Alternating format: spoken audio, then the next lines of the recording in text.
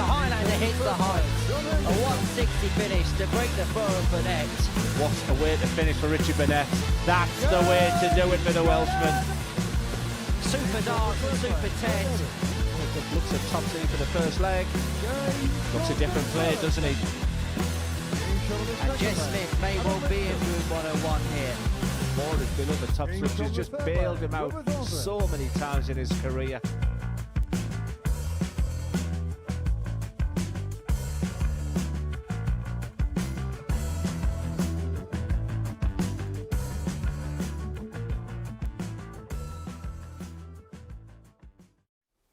Good evening. It was a week ago when Marvin van Velzen lifted the big trophy here at the Live Lounge report of he became the 8th Modus Super Series champion. 7 days on, we're going to crown another winner, this time in Double Trouble 2, and the reigning champion Neil Duff is looking to retain the title that he won back in February. We've got a Super 6 in action this evening. We've got a super lineup for you here this evening as well. Matthew Edgar is back with us, and it's a welcome to our punditry team to Devon Peterson. Devon, first of all, great to have you with us. I know you would have wanted to be out there tonight, but how much are you looking forward to being a part of our team? Yeah, it's something that you always look at and you see the quality that you have upstage. Yeah, I mean it's always Glenn Durant or Scott Mitchell or Paul Nicholson, and then the now top player in WDF, Matthew Edgar. So yeah, it's always great, and obviously hearing your voice and getting to know you a lot better. It's fantastic, and I'll really get to know you. So yeah, I probably won't like you after this. Yeah, and if you can not assault me like you did in that video on Thursday, that'd be absolutely great. But in terms of how you played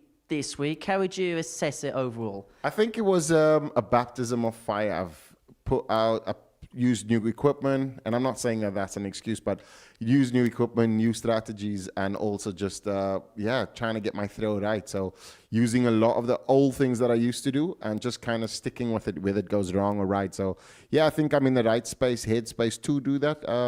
Performance-wise wasn't great, but I was surrounded by some champions, so it is what it is. Not quite to be for you this week. Matt, first time we've seen you this week, just in general, the double trouble prospect, the double in, the double out, it's a very exciting, very different component to the game. Absolutely, and that's why I wanted to be here tonight as well, to see it up close and personal. For me, the double start is one of my most enjoyable events of the year. Certainly when it's the World Grand Prix comes around, and we get it a little bit more now, because we get it here on the Double Trouble week. We've had one already. Neil Duff picked up that title. Can he do it again tonight? That's going to be a really intriguing thing here, because we've got a really good lineup tonight of tried and tested, but also some emerging talent. By the way, we need to say congratulations to you as well, because you qualified for Lakeside last weekend. Well done. I'll take the pat on the back on that one for now, and certainly does mean that now we've got to pick the darts up a little bit more than the microphone and try and put a bit of practice in, put a bit of time in for this one, but also I might just get on that stage myself very soon. Maybe we'll put Andy Davison in the same group as well. Right. Please don't. Right, let's have a look at this week and see the players that are in action in tonight's Double Trouble 2 final. The defending champion, Neil Duff, is in action alongside a former Super Series champion in Andreas Hausen. We have the former World Grand Prix champion in Robert Thornton, the hometown favourite, Adam Lipscombe, Richie Burnett, a former World Grand Prix semi-finalist, and Ted Evetts is here as well. Let's talk about the story of the week, and we begin with Group A. That was what took place on Monday, Tuesday, and Wednesday morning. It was the defending champion Neil Duff who was the first player to book his place into tonight's final, pipping Robert Thornton to the post. And he's a player now, Matt, isn't he? Neil Duff, who's so experienced in this format. He knows every single intricacy about this building, and it's no surprise that when it comes to specials week like this, that he is right at the top of the tree. What did I just say a second ago? Tried and tested. That is the best way to describe Neil Duff, not just in this building, but other ones as well. He's picked up that WDF title at Lakeside, which we talk about quite regular. But what he's doing in this arena is fantastic. The amount of weeks that he has won, he's the defending champion of this. And the thing that does, certainly with a building, it does matter.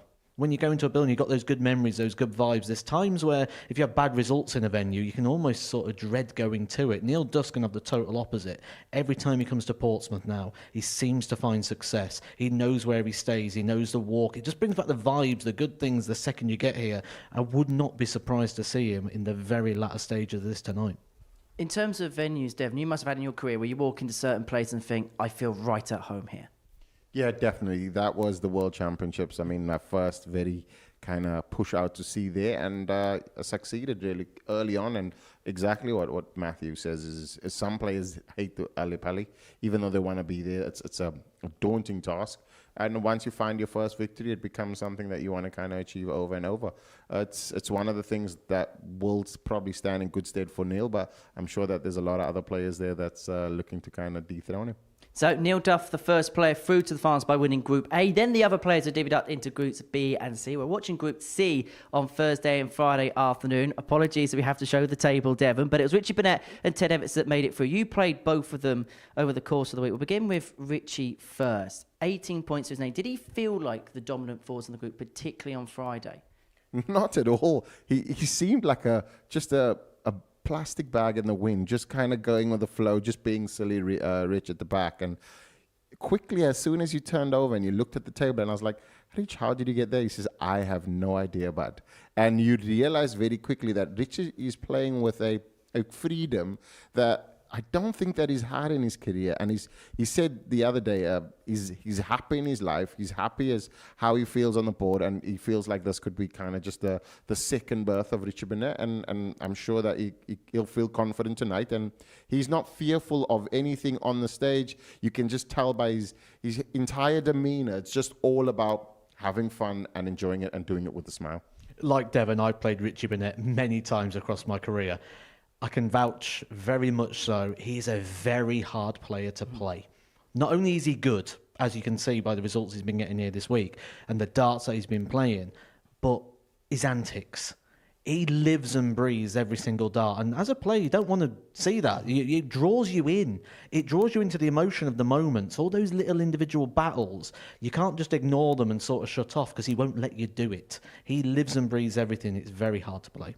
Richie was joined alongside Ted Evetts in Group C, who pulled off a miraculous recovery to even qualify for tonight's final. You were obviously in the group, Devon. You would have been in the practice room. What was the mood like when it got to the end of Friday, when actually suddenly Ted could do this thing? It was squeaky bum time. I mean, for everyone. I mean, Ted was sitting there, head in hands, knowing that he was going to play. Scott Mitchell was going to play Mason. Mason didn't play fantastically well all through the week, but he enjoyed it. And we were watching, and he was just saying, well, whatever happens now, it's either I go home tonight or I'm staying here another day. And then Mason pulled off a miraculous win. We say miraculous because Scott Mitchell had so little to do to actually cross over the line, and he could not find that win. And you just knew that it would kind of haunt him against Ted. Ted was ready, refreshed. He had a win before that and knew that he can take Scott Mitchell. It showed very clearly when Scott, and that's the thing with the double trouble. If you miss that first couple of darts and you give your opponent the opportunity, I mean, Ted wonderfully threw that 177 and the 133 to leave him on 24, and you knew that it was game over. Nervy times indeed. Group B is what we were watching on Thursday and Friday evening. Andreas Harrysson, Robert Thornton and Adam Lipscombe making it through. Matt, you were here when Andreas Harrysson won his Series 7 title, when he pinned that 1-2-1 on the bullseye against Cam Crabtree to lift the title. He's a player that over the last 18 months has got to a level now where he's one of the best in amateur darts. I agree, but he's just lacking that one thing at the moment, and that's that Nordic and Baltic system. When you look at the players at the moment that are using that system well and using that to get them in those World Cup spots, the World Championship spots, he's just falling a little short there. But one place he doesn't fall short is here at the Super Series. He's getting better and better all the time. I remember I played this about a year ago, and when the lineup came out and I saw Andreas Harrysson in my group, I thought, well, that's 4 points. Nowadays, I think that's no points because of the levels at which Andreas Harrisson's done and the bottle in which he's developed. Because, again, when I look back a year ago, you'd think, well, actually, you're going to get opportunities, going to miss chances. Not anymore. And that really was that case in point on Champions Night when he picked up the £25,000, the biggest prize he's ever won in darts. Cam Crabtree waiting to come back and pounce and take the title. He takes out that 1-2-1 on the ball. That is bottle, and that is what he's got right now. Robert Thornton making it through. Poor first night, good second night for himself. He's the most experienced campaigner when it comes to double star because he's played in the Grand Prix on numerous occasions. Can that be a distinct advantage in this format? Not really, though. I think that because he's failed so many times on this Saturday night, I think that could haunt him. But I feel as though just managing his emotions tonight, I mean, when you talk about bottle and all of those things, we know he has it. But can he unlock that that Robert Thornton where he's not fighting with himself when he's missing the double tops? Can he unlock the ruthless scoring and that finishing prowess that he shows all the time? So I think that it's all, and like for all the other players, it's in your own hands. But I think that some of the players have small flaws that kind of unravel their game anyway. So it will all be determined by who manages the emotions correctly and who can obviously get off on the double first. Adam Lipscombe's going to bring a few in here tonight, isn't he? Oh, it's going to be packed in here tonight, as it always is when Adam Lipscombe gets through. But this is the man, when I said about developing and emerging players, Adam Lipscombe's that guy. When you look at what he was doing a couple of years ago, when he first got his invite here, you thought it was only down to geography. Adam Lipscombe's only here because we need someone to fill in at short notice. Adam Lipscombe's available. Now he's kind of someone you put towards the top end of your list. And one thing he's got now is winning experience on that stage. Yes, it was the Influencers event when he won the pairs with George Scaife, but he's got that experience now of being up on that stage, lifting the trophy, and sort of away from the normal Super Series sort of formats, because this is a specials week, the double start. So I think Adam Lipscombe's going to be a bit of a wild card tonight. Yeah, and Devon's looking to win that Influencers title tomorrow afternoon. Well, I'll try.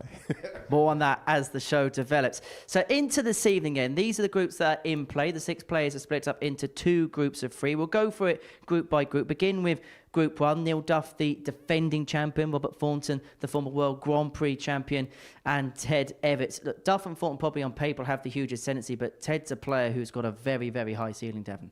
I think that Ted comes through tonight. I think that it's between Neil Duff and Robert Thornton who manages that emotion. But yeah, I think that Ted Evetts shows strength, he shows character, and the conversations we were having back when we were in the group in Group C, he kind of gave me that inkling that I always felt like Ted still needed to mature into the very top. Like he got to the very top and showed that he can perform, but that maturity, it's not that it lacked. Ted is a nice guy, and I think that that's what keeps him back. He's now starting to become that a bit more ruthless and a bit more I wanted more than you kind of guy. So I think that tonight would be a showcase of that. I think further to that, I think right now Ted needs it. A lot of people are going to want this, but I think Ted needs this.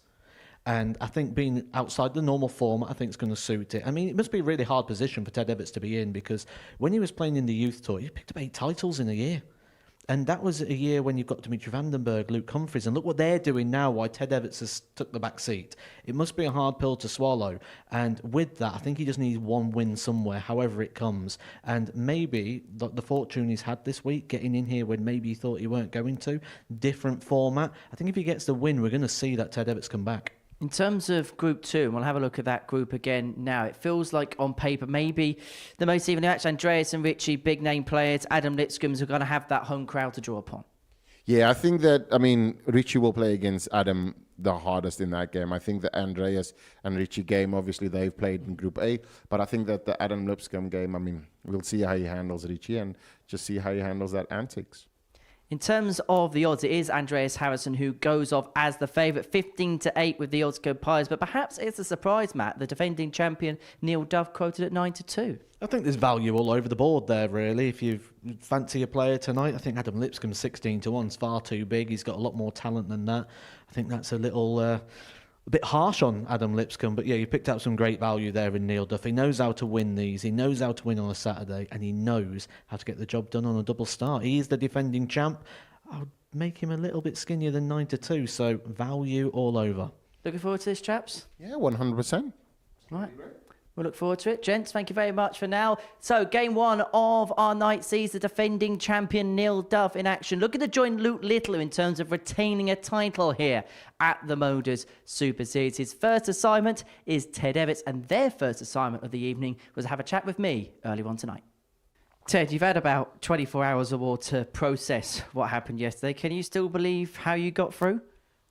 I got to ride your luck sometimes, and I did, and managed to perform well in the deciding leg with Scott. So, yeah, just quite happy. What was the key qualities and the key strengths that you thought that you drew out yesterday? To be fair, I don't think I was that bad getting in. Don't get me wrong, there was a few legs in there that you thought, oh, Tedders, come on. But if you come in and win every leg, you've done stupidly well. So you got to expect to lose a few legs and stuff. And yeah, I managed to win more than I lost, so I was happy. Does it give you a bit of a free will tonight, the way that yesterday panned out? No, nobody's got an advantage really tonight. I mean, don't get me wrong, Neil will have the darts against me in the first game, and it is what it is, but we've all got the darts in one game. The other's got the darts in the other game, so it's equal chance tonight. It's all to play for everyone really. There's no one further along. It's not like Neil's straight into the semis or Richie for winning the group straight into the semis or anything, so yeah. Neil, defending champion of Double Trouble into the finals night. How do you say your defence has gone thus far? Well, it couldn't really have gone much better, in fairness. Compared to last week, didn't play well. Things didn't look good, but yeah, I was actually glad to have that week before this week just to get everything ready and prepared. And I thought I played very well. There's a big difference in the camaraderie in the players' room. Probably the best other 5 guys you could have picked to be in there with. So it makes it easier to play as well. So yeah, and I have to finish the job. As frustrating as last week was, the fact that that happened, did it allow you almost to relax a little bit more going into this week? Yeah, but you still will be focused and try and take it professionally as possible. Mm-hmm. When you win a title, you want to defend it.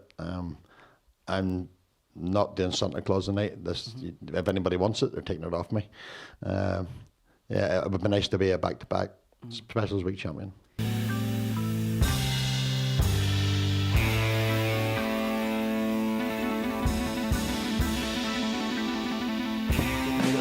About this first leg. Looks a different player, doesn't he?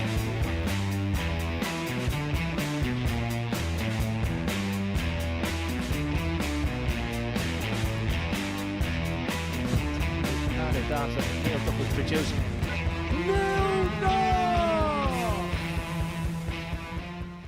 Well, Neil Duff was unable to defend his Lakeside title in 2023. What can he do in terms of his defence of Double Trouble? He's into the finals this evening, and his first assignment is Ted Evetts, who just about snuck through Group C on Friday afternoon. Should be an intriguing night's worth of action, and in the commentary box to describe it all, it's a warm welcome to the team to Devon Peterson alongside Matthew Edgar.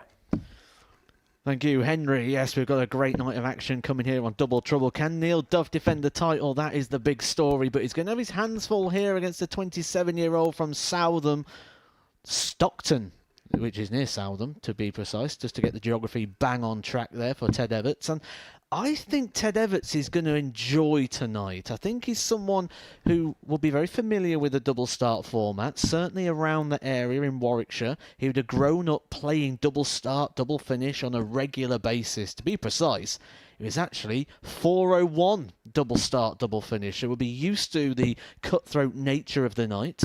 And Paul Hicks, our referee, is going to call every single dart down to the winner. And in the commentary box for me, calling every single dart down to the winner, is Devon Peterson. Matthew Edgar. This is one of the games that, and I think Ted Evetts made a mention of it. It's about the away. So there's no bullseye. There's no bullseye toss. There's nothing like that. It's who goes first. And both players here absolutely off on a great start. And just the big thing with Double Trouble, is making sure that dart 1 or dart 2 is the dart that gets you off, because you have that scoring dart. Because it would feel like if you don't get that third dart, it's kind of like you're giving that opponent the advantage in that.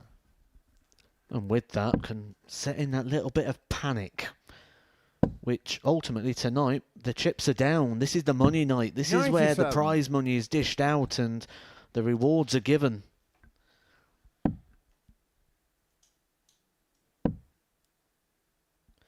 Through the week, you can sort of ride the blows a little bit more when you're battling for points, but it's different when you're battling for pounds. Yeah, I think Ted, coming into this game, he did look a bit tight yesterday.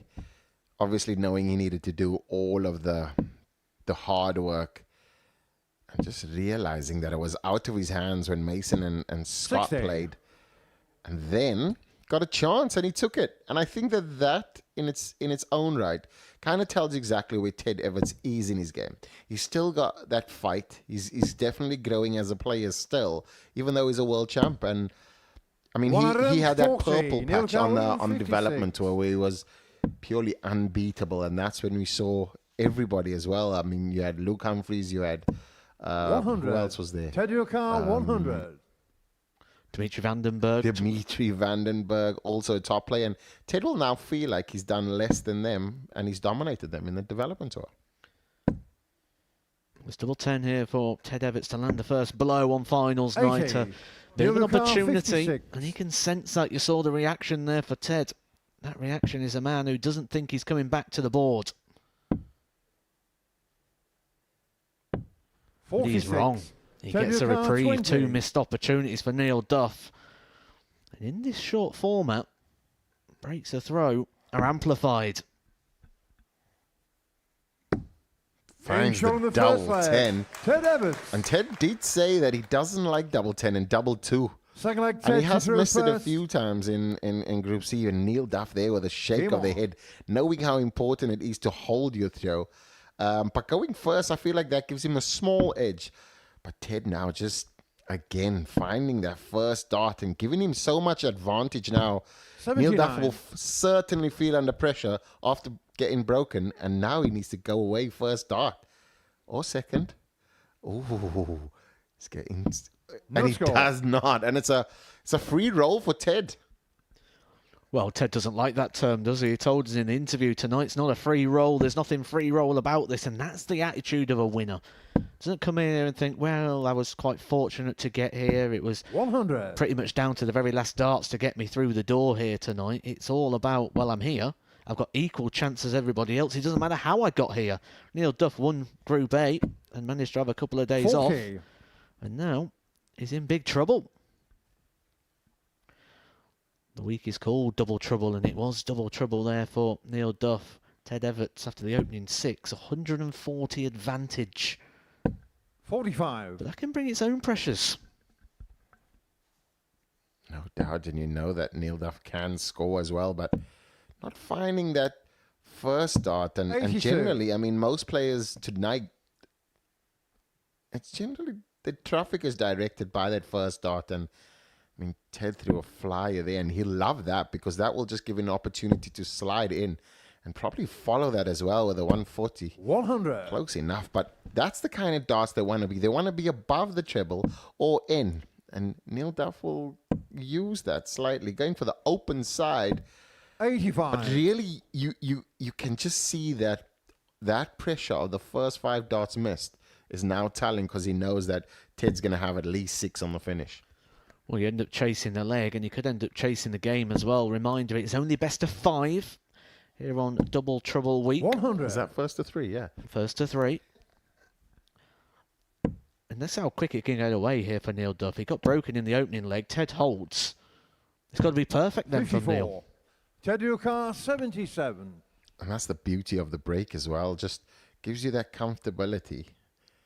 He's taking the advantage away immediately. And now Ted will have 1 clear double tops. And he's got time, but he doesn't Shoulder need second time. leg. 77, first time of asking. Ted so far on the Third leg, finishing Neil has deserves just been first. Game really on. solid. Now, how much pressure is Neil Duff under? He can't afford to go 3 darts wasted. Now Ted will feel, and you can see there that little Kev Painter moment there. Just a deep breath, shoulders down, relax, and finds it again. That's 100% start for Ted Evetts now. 79. He knew the severity of the moment, and he knows how to manage it. You have mentioned already that he has picked up that world title on the youth side of the game. And 120. you don't get world titles, Devon, unless you've got that little bit about you to be able to control and manage a game. Phenomenal player. Love his throw, though. 98. Sometimes quite robotic, but when it gets like really smooth, Ted's throw is just something to kind of envy 66. on my side. And I wish I had that little Ted, just that fluency and just that smoothness of his throw. Repetition, almost robotic, isn't it, from Ted Evetts? Certainly when he's on full song. 84. Super Teddy, yeah. Leading slightly, but can Neil Duff do? He needs to find something. He's not finding the doubles. 55. Trebles have kind of deserted him in this game. You feel as though the clock's running down on this game for Neil Duff, and he's going to need to find something. I mean, it quickly turns around, but Ted will be feeling very comfortable. But like you said, brings upon its own pressures as well. 94. It almost feels like it's out of Neil Duff's hands here in the fact that he's looking for Ted Evetts' mistakes, and Evetts was able to find a treble with the last dart to keep himself in control. 140. Ted Ricard 146. That 140 easily. If 180 could have changed it completely, but now Ted Evetts needs another treble. Oh, he needs double 16 now for the 146. Game Gets the shot on the mark. 146. Ted Evetts. Beats Neil Duff 3-0, defending champion. Whitewashed on the score there, but really great 100% start on every leg for Ted Evetts. Really showing his ability to take this tonight, and certainly not on a free roll.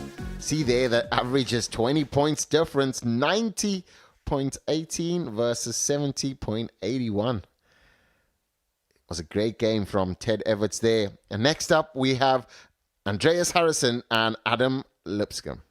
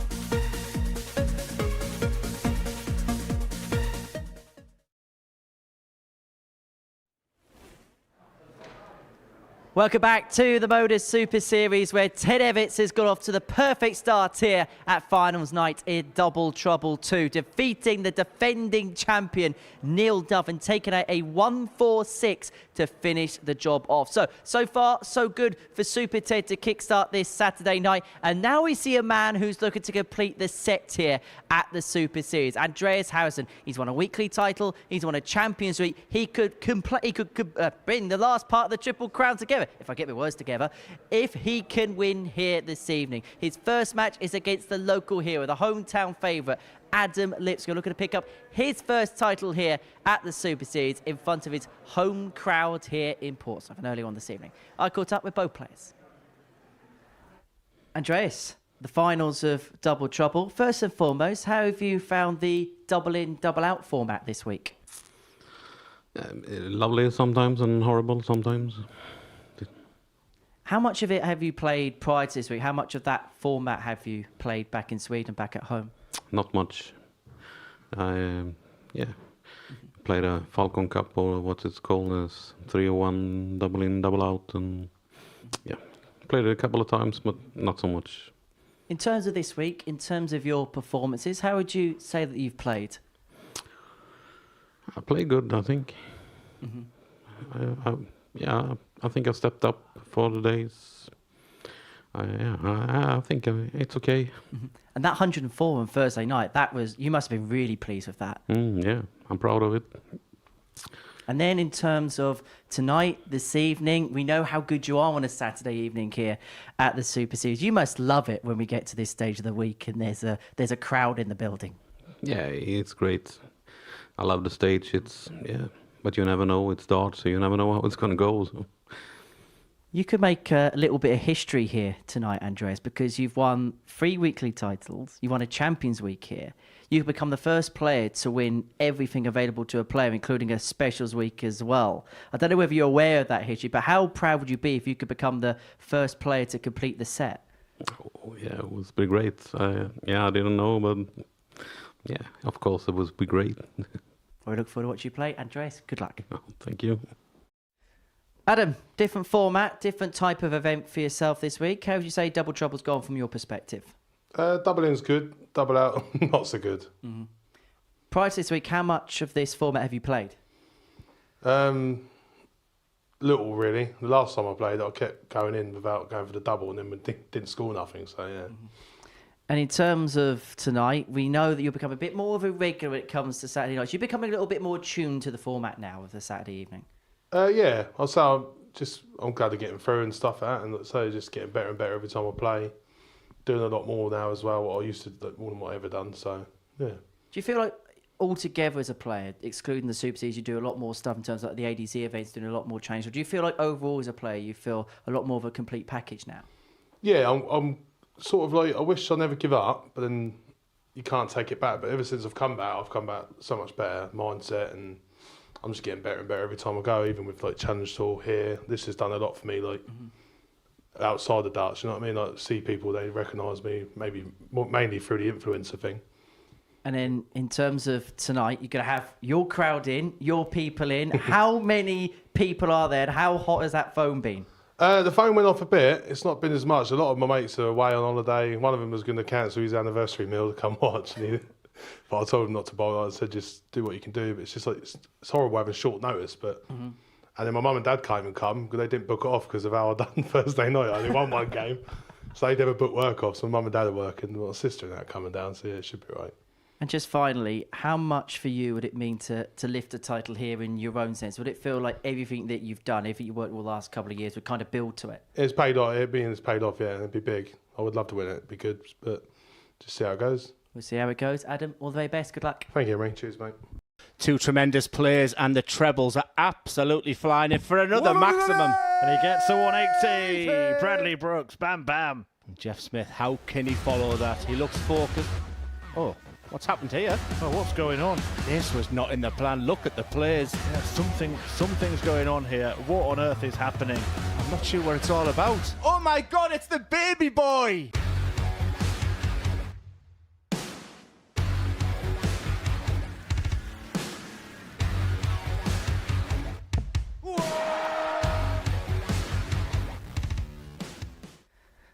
Glenn Dunn, former Premier League champion, but a U in terms of amateur dramatics. But the drama is very much on the hockey this evening for Adam Lipscombe into his third finals night across all competitions here at the Modus Super Series. And he kickstarts against a man who is looking to complete the set. He's on a weekly title, a series title, now looking for a specials title. Andreas Harrysson, the super Swede of the Live Lounge, is looking to complete the Triple Crown. In the commentary box for this one, Devon Peterson and Matthew Edgar. Thank you, Henry. Yes, a really good promo there from Adam Lipscombe, the baby boy with his belt and a very wrestling theme. If that's the case, going up against Andreas Harrysson, a former series champion, would we give Seth Rollins as Andreas Harrysson? You've lost me there on the wrestling, mate. I have my era ended with Razor Ramon and was it Diesel and all of them. I don't know who you're talking about right now, but great entry there and great to see him in the final. I mean, I've played against Adam before, and like he said, he's actually upset that he did not continue his darting career. But I mean, like everything else, it worked out. He's now in the finals again. He's on finals night against the super Swede, Andreas Harrysson, and a really solid player. I mean, you said before, I mean, playing against Andreas, you turn up, you know that's 4 points. The level he's playing at now, slightly a bit different. Oh, absolutely. I wouldn't want to be on the stage against Andreas Harrysson, where, let's say, a year ago, you look at that and think, happy days. Put the points on the board before we get on the stage. But now, a series champion, £25,000 richer when he beat Cam Crabtree in the final not too long ago. But he's got his hands full here.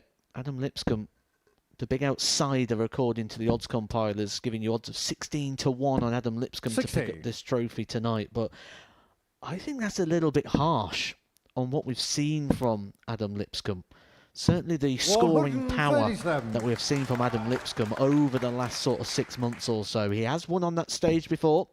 Yes, it was the Influencers event, which we'll be seeing part 2 of tomorrow. 140. But good memories, good vibes when there's that little bit of instant feedback from the audience. 100. I think if you look at Andreas's dart, though, like just the composition of that flight, quite different 100. shape, and also his dart very torpedo-esque. Do you think that gives him a lot more room 100. in the treble, or Andreas, just you can't more eat it. controlled based on its shape? Well, he doesn't need that sort of torpedo shape here, Game shot on because the he's got a first nice leg, big open Andreas target at Harrysson. the top of the board and no problems there for Harrysson. But what it does Second leg, Adam is to it throw allows first. him Game to on. group the darts. That taper towards the point just allows for tighter grouping, which should allow for more 180s. No score. He did throw the 104 average, which he gave his expression in 2 words. Yeah, it's fine. It's good. 97. Which we do love, and Harrysson, a man of few words but many trebles.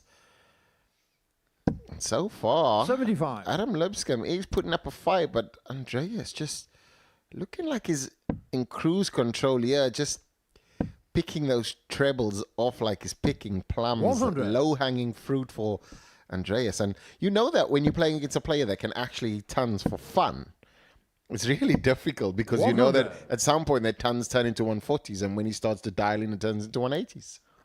Like being jabbed constantly in the face by a boxer, isn't it, that one? But that 104 average from Andreas Harrysson came on Thursday 16. in his Group B campaign. 104.86. And when we first announced the double trouble format, we did inform viewers about obviously the differences, and to expect that we're not going to see too many of the 100+ averages. But we've actually had 4 this week. Neil Duff, John Henderson, Richie Burnett, and 100. Andreas Harrysson, all treating us to a ton+ average, and 3 of those players you're going to see tonight. 100. Andreas, your car 144. Andreas, first to the finish here. Ooh, beauty first. Lovely second.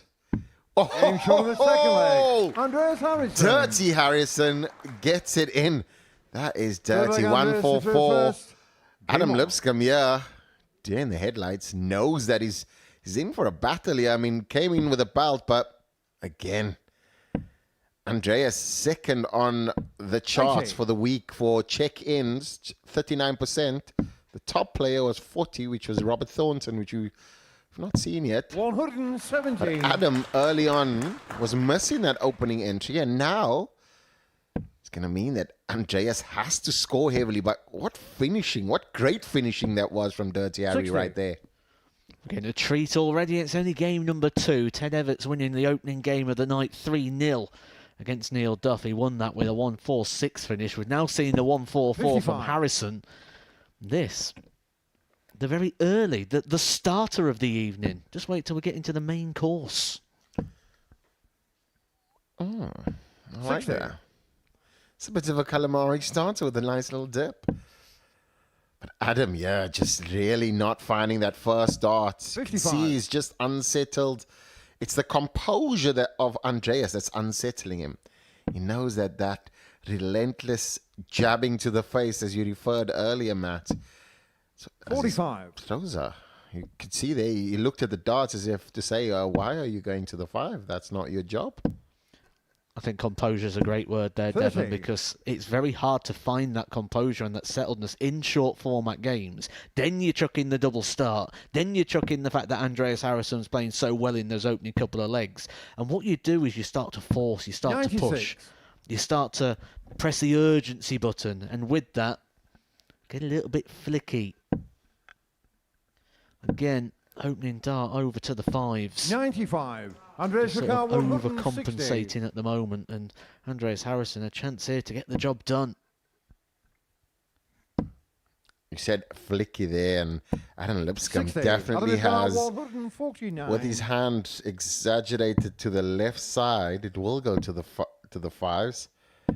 99. But now, Andreas needs to have another ton-topping checkout to win the match. Another. Game shot in the And match. it is, Andreas it's job Harrysson. done for Andreas Harrysson. He's done him dirty with the tops. A comfortable, confident performance there for Andreas. A performance that very much matches that we saw of Ted Evetts in the opening game.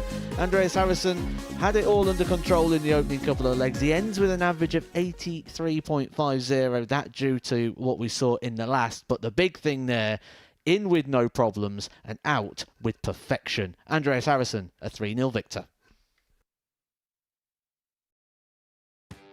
Next year, when that decision needs to be made, he's going to be 49. 1 year shy of the age of the seniors. A very viable option. 2 players who are around that age. Well, what did he say about the 9? Will we get the 1-4-1? Will the promise come true? Double 12. Shot and the match. Steve West has won the match with a 9-dart.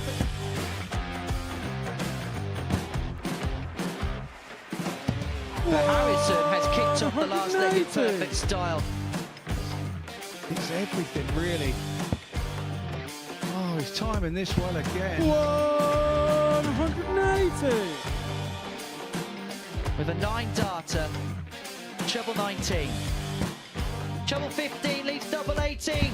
For Andreas Harrysson to win the game in perfect style. Hauled himself out of it. Yeah, it was something that Henry actually said in jest that I was quoted as saying Jared Cole is one of the most, sounds a bit fishy. Glenn, do you know my grandpa Mark Salmon? Do you? On a 177 and a 180. He's on a potential 9-darter. Come on, Jared. Yes, you beauty! Nice and high, and Fox has now got the game back into his 100 own destination, and wow, the momentum is with him. Here we go. 108. I wouldn't have said it. Don't jinx it. Yes. Yes! Double 12! Yes! Get in there, Lee Cock! Well, I think it's fair to say that the blue touch paper has been well and truly lit. 108. 6th max of the match. Oh, hang about. Hang about. It's getting ridiculous now. Can Tommy Leishman give us back-to-back 9-darters in back-to-back games? He could, you know. He could, you know. Goodness gracious! Wait! Tommy Leishman. Back-to-back 9-darters! Welcome back to the Modus Super Series, where it's been fast and frantic following our first couple of games here at Double Trouble 2. Devon Peterson is alongside myself in the studio to analyse what we have seen so far, and it's been quick-fire wins for Ted Evetts and Andreas Hauser, both winning 3-0 against the defending champion Neil Duff and the hometown favourite Adam Lipscombe. Let's go in chronological order and analyse the two matches. We'll begin with Ted Evetts against Neil Duff. Doubling in pretty much perfect, doubling out pretty much perfect. It was the recipe for success pretty much. Yeah, 100%. Put Neil Duff under so much pressure early on. Like you said, and that was a big thing for me, especially in the Double Trouble tournament, you have to get that first start in because that puts the player under immediate pressure. Neil Duff fluffed his lines and it kind of caved onto him very quickly. And like I said earlier, Ted Evetts getting that maturity, understanding what it is like to win and wanting to win. He had that one day. Neil Duff came up and now he's up against it because he's not going to have the throw against Robert Thornton, who has the perfect or the highest check-in percentage. So it's going to be a tough game, and I think that Ted Evetts is looking strong so far for performance-wise, and he's doubling in is probably his strongest point right now. Is that the key? Giving your opponent not a moment's peace, always putting them under it? Yeah, it's making sure that it's dot 1 or dot 2 so that you at least have one scoring dot. If you can achieve that, you're putting them under immediate pressure. It's especially players that are scorers and the finishing that give themselves opportunity to score. Neil Duff needed to, he's the champion here, but we've seen what you can do when the pressure's on you. Immediately when he lost his throw, he missed 3 darts and then he only threw after 5 darts thrown, his 6th dart was in. So Ted Evetts had a free roll essentially, and then that's why he kind of came out the victor. Then Andreas Hausen also a 3-0 win against Adam Lipscombe. Is Andreas playing with the air of a player that is at the top of his game right now? It is that. It looked like he threw 1-5 there, 45, and he looked at his darts as if to say, I didn't tell you to do that. And yeah, if you the darts, you would have probably just hopped over and went into the treble. But his finishing was great. 2-ton plus checkouts there. But his composure is unsettling his opponent. Adam just didn't look composed. He didn't draw Andreas into the game. Andreas just played at his pace, slow to the hockey, slow off the hockey, and Adam was just trying to get into the game. And because this game is quick fire, yeah, those checkouts just hurt him basically, and there was nothing that Adam could do. His scoring wasn't great, but essentially, even if his scoring was good, it was going to be tough against Andreas. If it was fun before, well, Richie Burnett's about to go on the stage now. That's going to be a great game. The one thing about Richie, though, and he's when we talk about his antics and that leg moving away like a scorpion kick and all of those things, he says that that's only to prevent him from locking up and having the dart tighter. So I think that he deals with things, only the way Richie can. And yeah, I think it's going to be some more fun tonight. Well, we are into the third part of our evening's action. It's Robert Thornton against Ted Evetts, first to the hockey, and we caught up with both players earlier on. Robert, here we are again, Saturday night at the Super Series. This time, double trouble. In terms of this week, how would you assess your performance overall? I don't know. I think I played all right in Group A. My first day in Group B was absolutely shocking. I think I got 2 wins. And then I come in last night and I just thought, you know what? It's all or nothing tonight, isn't it? So, and then I went through a card. I was quite happy. Would you say you're the type of player that plays at their best when there's a bit of edge, where there really is something riding it like last night did? Well, for me, there's always something riding on it. Do you know what I mean? That's is one of them games. But yeah, definitely. I knew I had to come out and play well last night. I wouldn't have said I played well, but I got the job done. Of everybody this week, you're the most experienced in terms of playing double in, double out because of your experience at the World Grand Prix. Did you feel like at points that could be a bit of a distinct advantage for yourself? No, I think it's more a hindrance because people expect you to get up and do well. But it's one of them. It's different every night. Sometimes the doubles will go in, sometimes they won't. Mm-hmm. Right, you know exactly where we're heading to now. Another Saturday night here at the Super Series, Robert. You're great at making them. Number 12. Yep, number 12 here at the Live Lounge. How much would you like to eventually cross that finish? So I don't have to ask you this question anymore. Well, it's going to happen at some point, innit? Whether it's tonight or the next time or whatever, it's going to happen. I'm not going to say when. I'm just going to go up and enjoy myself. Well, we look forward to watching you play. Robert, all the very best. Cheers, mate.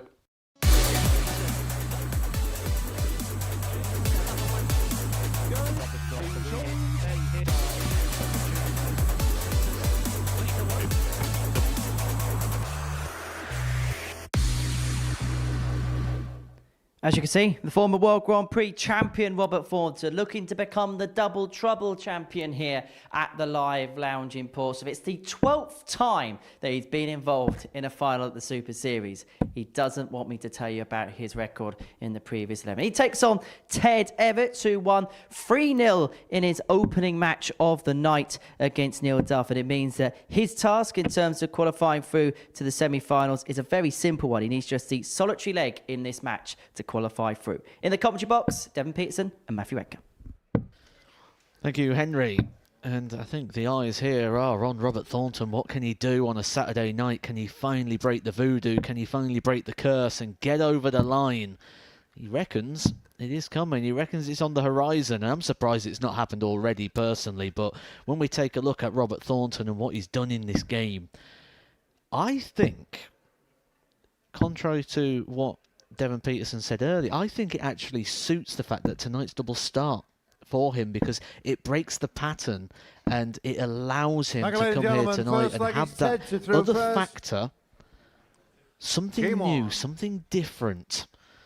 And that may be different in the results column as well for Robert Thornton.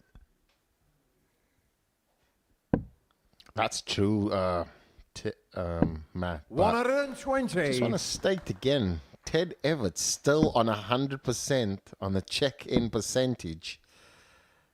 And no score. One leg now would guarantee him a space or a spot. And this could be a real opportunity for Ted, with Robert Thornton not going off there. 137. His power scoring, 120, 137. Robert just put under so much pressure early on, chasing doubles now. 36. Finally finds it and gives himself a bit of a round of applause. If you're Ted Evetts and you're just one leg away from qualifying, you take a look over to the scoreboard right now and you look at those numbers and you... 90. It's the sort of thing you dream about. It's the sort of zero pressure situation now where he can just almost coast to the line. Knows he doesn't need to do anything spectacular. Just keep them straight. No silly mistake. Even a 60 in this situation is fine, because Robert Thornton with a maximum can't leave a finish. Oh, when he looked at the big tumblers, but 98 is as comfortable as they come. Robert Thornton, 365, not even on the dance floor, still in the taxi on his way 30. to the venue. Car 56. This is Ted's moment right now. This could be a nice, easy 16 and a simple tops. Oh, that's a little pulley. That was a bit 36. jerky there. Considering that he's hit that tops 100% of his check-ins, I thought he would have been extremely comfortable. But none of those check-ins and none of those check-outs that he's done so far was this situation where it will put him in the semi-final. It does change very slightly. Game shot on the first leg. The result is the same in the end. Ted Evetts has played 4 legs tonight. He's won them all. Second leg, Roberts is through and first. That puts Ted Evetts, our first man, into the semi-final. We will be dwindling down our 6 players to 4. Well, there's only 3 spots left. 160. The man has done it before. He's done the perfect on the double. Robert Thornton now starting perfectly on a 160. Ted Evetts now just cruising. No worry in the world. Throws, 89. And I like that about Ted, using the calculation to his advantage. But Robert Thornton now, that's, little snatchy one. Yeah, and he says it as well as you lip read. You do get excited, don't you, when Robert Thornton's on it. He's only one of 3 players so far to complete the perfect 9 in regards to double start format. Him and James Wade both hitting one in the same game. And the first player to do so was actually Brendan Dolan, which is where the nickname The History Maker originates from. That little bit of history in the World Grand Prix. 115.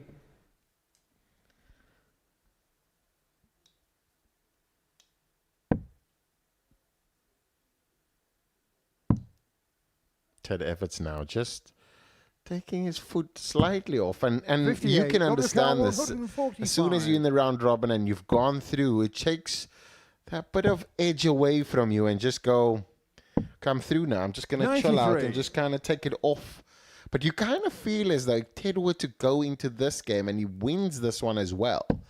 It's a great setup for the semi-finals and puts him really in a good position to get to the final. Concentration's not a light switch. It's not something we can turn on and off. And 52. it's trying to keep that going all the time because sometimes you'll ask for it and it's not there. 32. Top's not there either for Robert Thornton. We've seen Ted Evetts reel in a big finish already tonight. A 1-4-6 to beat Neil Duff.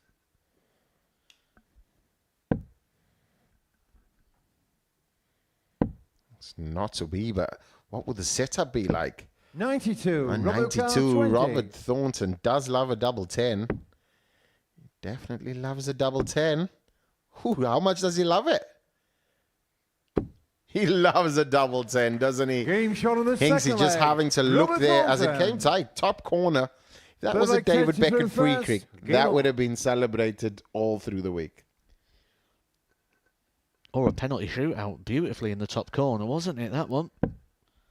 But he's got to find a breaker throw somewhere against Ted 79. Evetts. The other thing here we've got is sort of how the format of the nights work, though, as well, because Robert Thornton's in a situation here where he's got two chances. He can 60. beat Ted Evetts and put himself in the driving position against Neil Duff, or if he does lose to Ted Evetts, he's got a straight shootout against Neil Duff later on this evening. So Robert Thornton kind of in the dream position. 140. And with that said, though, also with just Ted's demeanor right now, knowing that he's gone through it, it might take some of that 83. edge off. So he might have Ted at a, not at a lesser kind of Ted, but not as killer kind of Ted, if you know what I mean. Not a Ted 96. Bundy. Not Super Ted. 134. With players switching over to the 18s very well. Something we've seen come back into fashion. I've not seen that since Dennis Priestley used to switch over to the treble 18s on a regular basis. It became more 19s and 17s, the more fashionable shot these days. 17's my 134. shot, simply because of the 51. What's your shot? 17s, yeah. The breakdown's much better. 100%. It's that dartboard maths that you're talking about there, boy. 108. Hinksy clears his throat there. The first 180 of the night.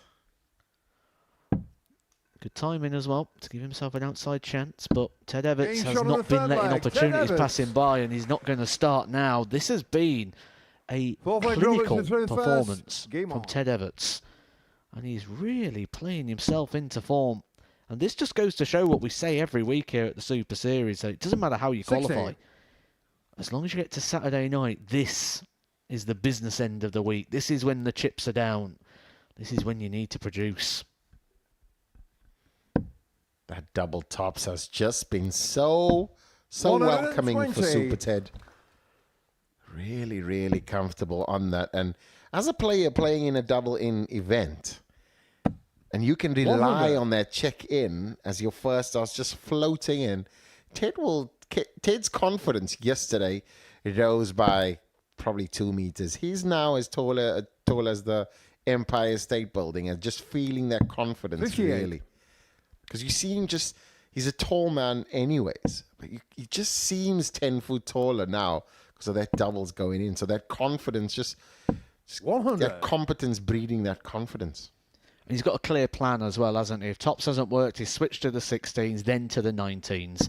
And I did mention at the very start of the night that I grow up in a very similar area to Ted. We live about 7 miles apart. 140. And a lot of our local leagues in the area is all double start, double finish. So certainly things like the Southern League, which is where Ted's been playing. So no surprise 100. for me to see Ted have this plan, stick to this plan, and be averaging just shy of 100.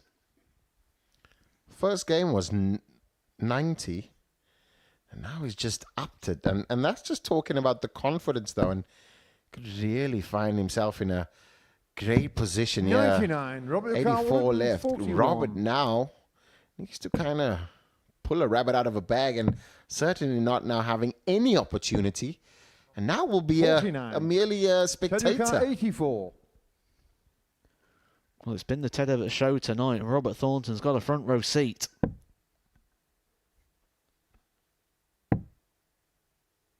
Double 11 for the match. 73. Robert, your car, A reprieve 92. for Robert Thornton. You feel one more chance, one more opportunity. That is dirty. Getting shot on the fourth That leg. is Robert dirty. Thornton. The thorn in the side, it's Robert final leg, Ted to Thornton do first. stealing that game away. And now going for the last leg shootout. But how comfortable is Ted on their tops? Will this be the first time that we see it break a bit? And now we talk about that strategy going straight over to the 19. 89. And he's done that twice already tonight. But Robert Thornton there, that heroics. And that's a little flyer. Somebody close the door. The guy in the front row took his glasses off to give him a 14. wipe. He couldn't believe what he was seeing. It's a bit like Scott Mitchell going for the score when he had the double start. But again, just Ted Evetts. Plan A not working. Plan 88. B goes as great as his plan A. And Ted now in the round robin just seems untouchable. 100. And how long will it last though? Will it continue? We've got George Clooney in the audience. That strategy could be key, that experience that he's got in this format. Because we've seen it before, when the target's blocked, people panic 59. and they start chasing and moving around the board, where Ted knows exactly plan A, plan B, and maybe later on we might even see plan C. 91.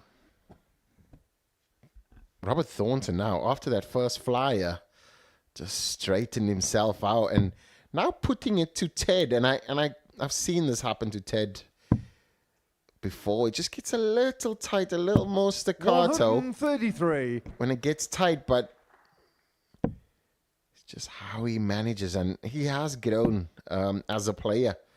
I mean, dominating as a youth player, but 26. now Ted certainly as a 132. top individual. 132 coming in and topping the group.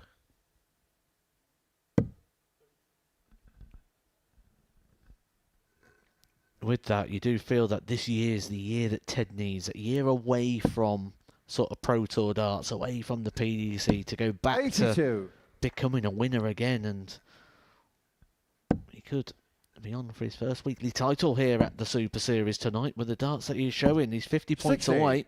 Ted Urquhart, 50. Back-to-back victories.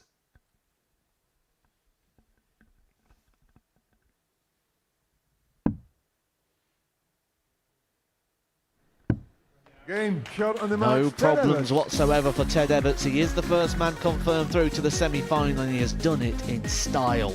A 3-0 victory over Neil Duff and a 3-2 victory over the two-time seniors world champion Robert Thornton. He leaves those two to battle it out, but look at those numbers from Ted. It was a 90 in the opening game, a 94 here. He's just getting better and better as the week goes on.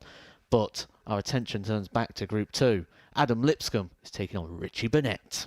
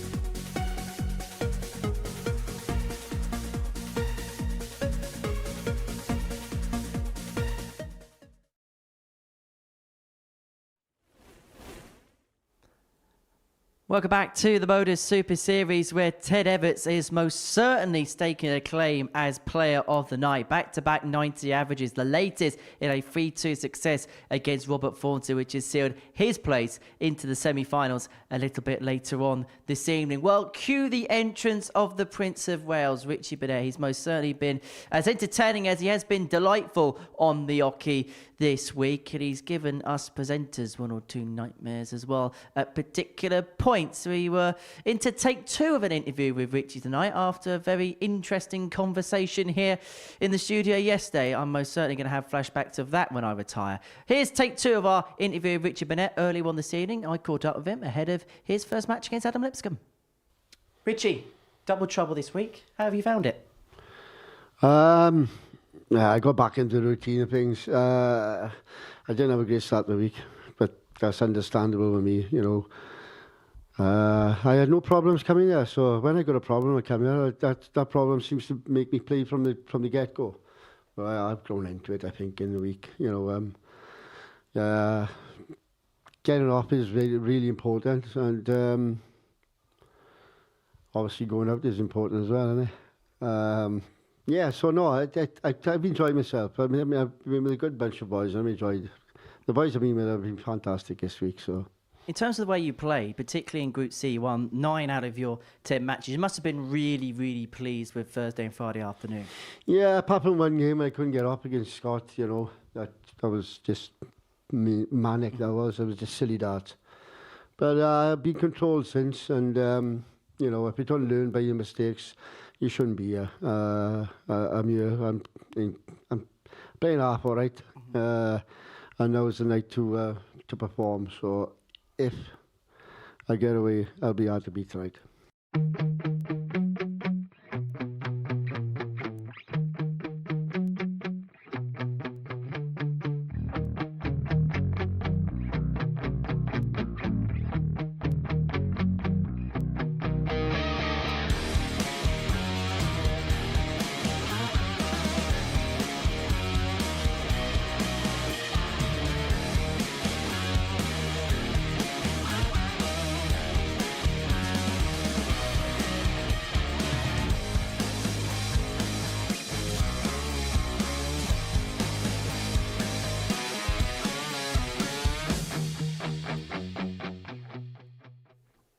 He's been fun this week, is Richie Burnett. But what is he going to do in terms of dazzling on the hockey? He takes on Adam Lipscombe. It's the 4th game of the evening session. You're going to watch more Richie Burnett content. I think everybody does, don't they?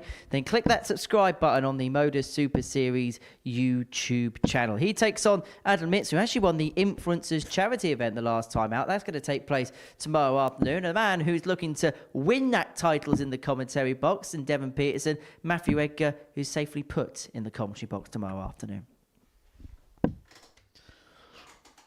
Best place to be, Henry. Best place to be. Can't get hurt up here.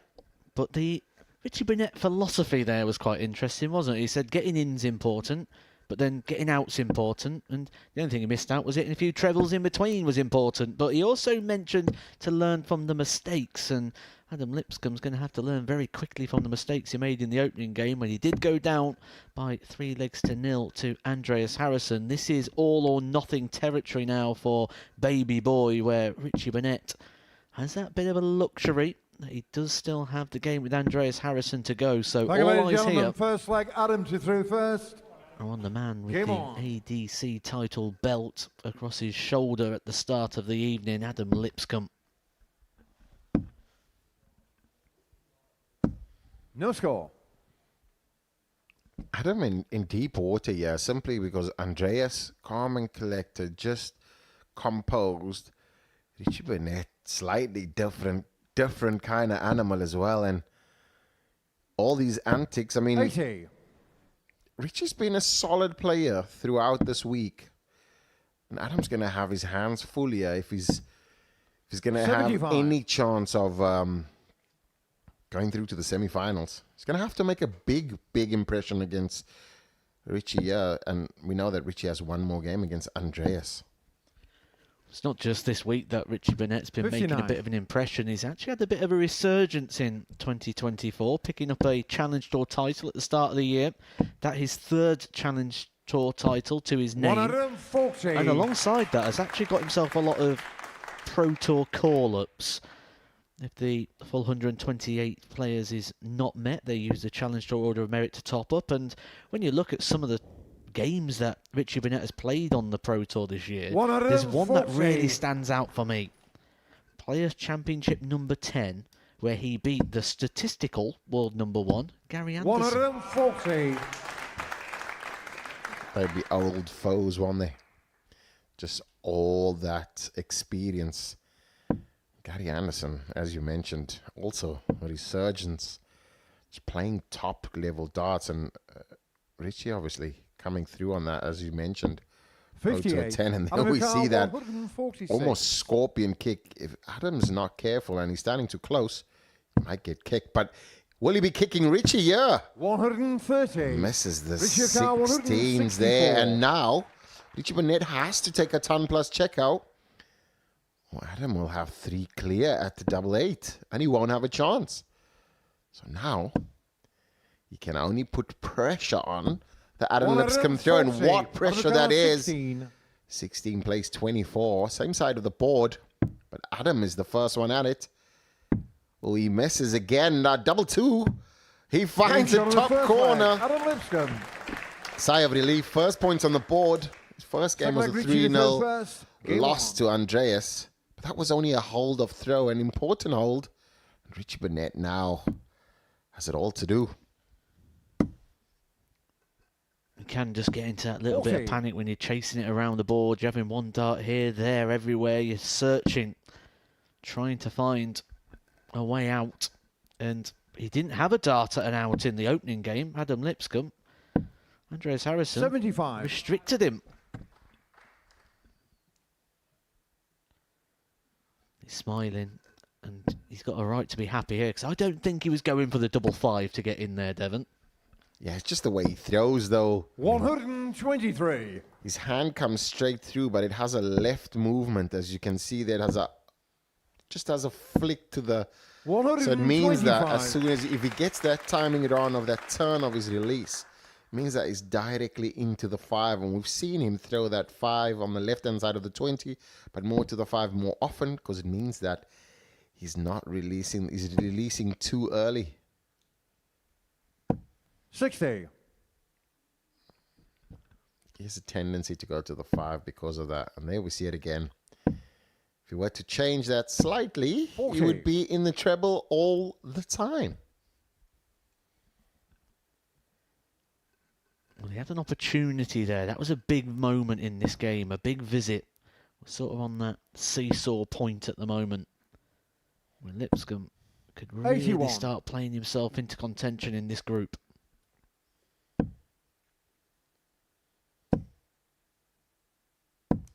You 140. feel as though with Adam, his A game is great. The B game, when he's not quite feeling it, he's always going to drift into the 5. And that's going to be a big thing for him, is when the pressure comes on, will it be the drift into the 5 that's going to cost him?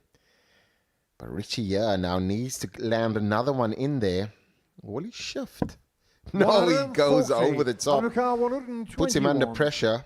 But 121, slightly just not finding the movement. Now needing 61 left. Will he go 25? No, he goes 11. Richie Carr 57. A 2-dot finish here for Richie, and he likes to start on the tops. But how will he end?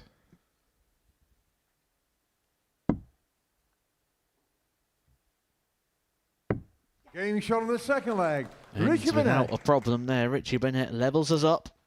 Both games Third leg Adam going to with holds a first. throw. Game on. But as this goes into the business end here and we're getting into the match, we're just starting to see Richie start to get a little bit more animated. 80. We need Richie Burnett cam now, don't we? That's a great idea. I mean, we heard him celebrate, but we didn't see him. I mean, that would have been a very picturesque moment. No score.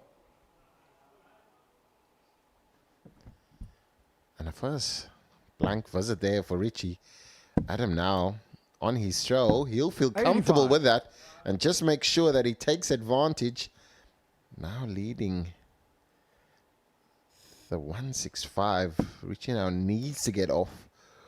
We might needing to No score. needing to wait. That's 6 darts gone a begging, and Adam Lipscombe will be comfortable now. What do you 60. think about Adam Lipscombe's rhythm of his throw? Varies, doesn't it? He does vary the pace, and I think that's down to how he feels or the emotion of which the situation is. I mean, he's got a good lead here on the scoreboard, and again, this is where he's 80. just got to find that fluency, just keep it straight. But again, that sort of flicky release. 45. And he's trying to counter that by standing further to the left, and I don't think that's the remedy. But I mean, he does what he does. A big sigh. We've got the Richie cam in now, and we're seeing the man full front center. This could be a 180 and then puts the game in the position. But Richie's little neck flick. Will we see the leg? Yep. 83. And that's so Richie Burnett there. I mean, if you're anywhere close to him, your kneecaps are going with that heel of his. 45. Well, Richie Burnett there, just taking a little bit of a pause. And he's probably doing that because he's looking at the last 3 scores from Adam Lipscombe. 45, 45, 60. He'll probably feel he's got a chance here if he could land a bit of a blow. 60. And there's the reaction. At the moment, he couldn't. It's hearts on your sleeve kind of stuff here. Now he's going back to that lamp there. 45.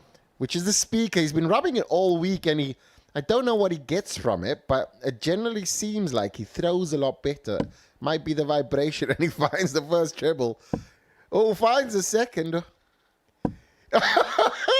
He finds the 180. The genie is out of the speaker, and it's the 180 genie. And Adam Lipscombe there finding that 5 again, and I did say that when it does get to the nitty-gritty, it's gonna hamper him. 27. Now Richie has Richie carved out an 98. opportunity after not hitting an opening double with 6 darts. He would not believe his luck, but can he take this leg? Well, you sense there was an opportunity there. You sense Lipscombe wasn't quite at it, and Lipscombe's going to get a chance here, but it's only going to be a dart at the double should he find the treble. And Burnett just trying to do his mathematics, trying to make sure he leaves himself handy. Should baby boy not be able to land the big 62. blow. Adam Carr, He leaves it 114. beautifully. But he finds the treble.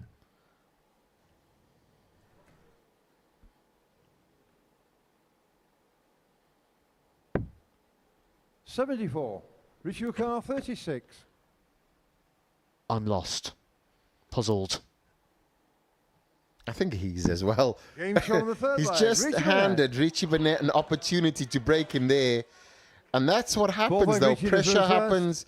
You start to panic. Richie Burnett rubbing that lamp again for that Game 180. The speaker, the magical 180 speaker. Sai, can he hit another star finish here with a 160? He could. He could. Oh, a 120 will still make sure that the genie works. The genie 117. works. Richie Burnett now knows where. If you're a boxer and you run into your corner, Richie knows that 60. speaker is his corner. If he needs some motivation, some inspiration on 180, he goes to the corner.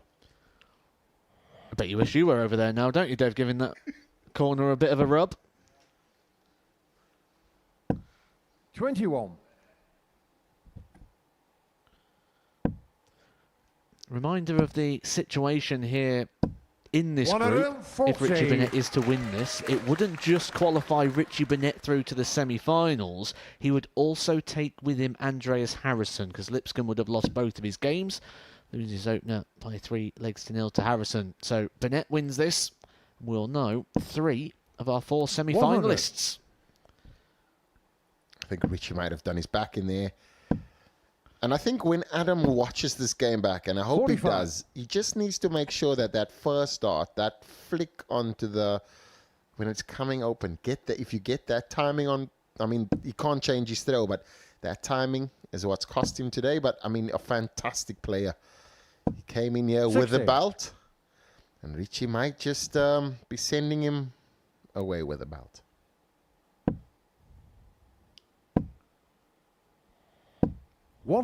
Just been unable to land the big blow. Adam Lipscombe, we know he's got the game, we know he's got it in, and we've seen it before. Well, it's all on the night. And so far, it's not been all right.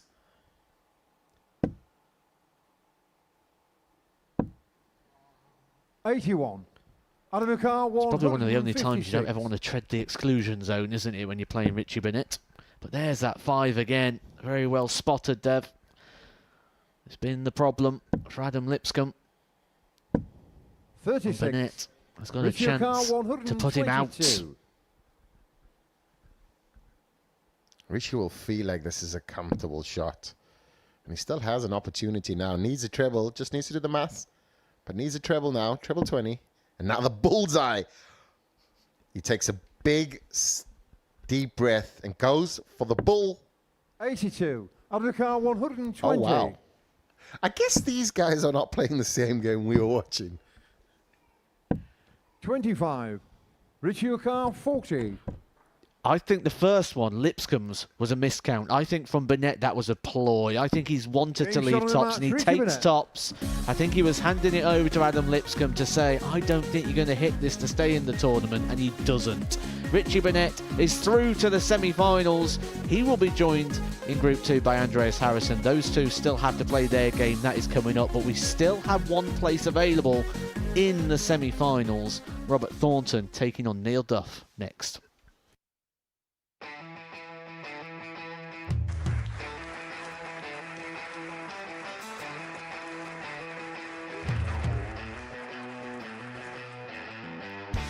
Hang on a minute. Wow! Oh my God! Well, that's £100 down the drain already. Itching to hit the 180. He's gone for the maximum.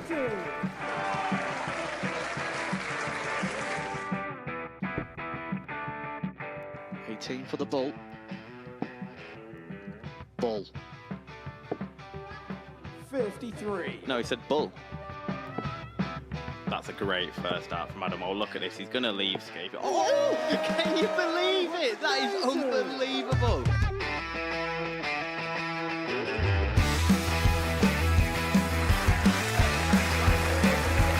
Get match darts to put his team into the final. And through to the final they go. Charlie Murphy has hit the match-winning dart on both occasions. Double 4 for the title.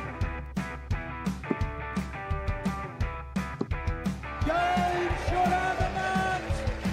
Please show your appreciation for the winner of the Influencer Pairs event, George Scaife and Adam Lipscombe.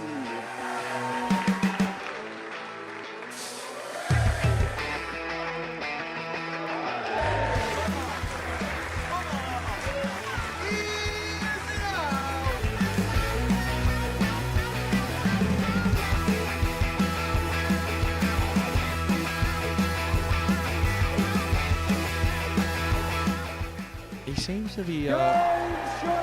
seems to be out. That's what he is. Charlie Murphy. A couple more visits yet. We're not going to need that. Bosh. Pie Face is through. And he's absolutely buzzing. It was a game for that Pie Face dominated throughout.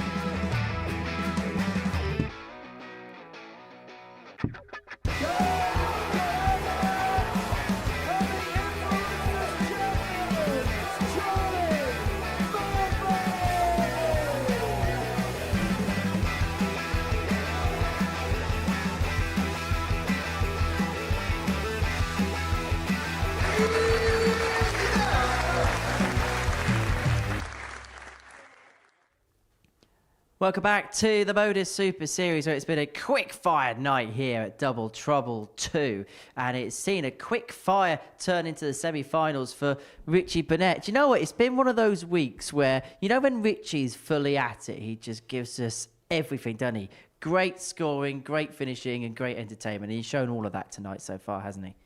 So far as well. That's only game 1. He's got at least another 2 to go now. We know he's going to play Andreas Harrysson to see who wins Group 2. But then he's got the semi-final to come as well on the basis Lipscombe's out now. We know 3 of our 4 line up. Richie Burnett is going to get more and more animated as this night goes. And me and Devon next door, we're loving it. We're watching with big smiles on our face. I'm sure everyone is at home as well. He's box office, as they say. Well, there was a bit of mind games in that game between the pair before the break, Lipscombe and Burnett, denying of the balls and things like that. I beg to differ. I think the first incident was mindless games, which I think Adam Lipscombe didn't realise he had an opportunity here at the ball, where I think Richie Burnett turned it down. I think Richie Burnett said to Adam Lipscombe, I don't think you're going to hit this to save this match. So I would say 50-50. Mindless games and some mind games in there. Do you think Burnett did that because maybe he thought Adam Lipscombe denied the ball on purpose previously? There's that argument for that. Richie Burnett is the type of player. He's reactive, isn't he? That's the best way to put it. Richie Burnett is reactive. And if he thought that happened against him, yeah, he's going to come back with it himself. I feel he's the sort of player that does get drawn into a moment and into a situation. So absolutely, he could be onto something. Well, our next game is a knockout match. It's effectively a quarter-final between Neil Duff and Robert Thornton, both losing out to the impressive player of the night, the player of the night, in Ted Evetts. And we'll just quickly talk about Ted. He has been superb this evening. He has. He really has. And the thing that I like about Ted is he didn't play it down tonight. When you asked him at the start of the night, is this a free roll? Did you not expect to be here? And he's almost like, well, actually, that doesn't matter. This isn't a free roll. This is a finals night. This is a chance to win. And I like that about Ted. He didn't come in, try playing down his chances, just sort of try and take the back seat in the situation. He still believes he's going to come here and win tonight. And the way he's playing, he is the man to beat. And so it means this game between Duff and Thornton is a knockout. In terms of the way they played against Ted, who would you just about favour in this one?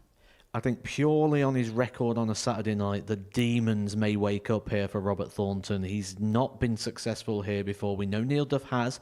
He's one of the most successful players here at the Super Series. He's the defending champion of the double start. But Robert's also got his glory in the double start. He's had a 9-darter in the double start format. He's won the World Grand Prix. So this is going to be a great game. I think it's going to come down to the last leg. But at the moment, I'd just side with Neil Duff. It's going to be very interesting indeed. Neil Duff then against Robert Thornton. It is game 5 of our evening session. It's the end of Group 1. Matthew Edgar is going to make his way to the commentary box to describe all of the action in the company of Devon Peterson. Hi again, Dev.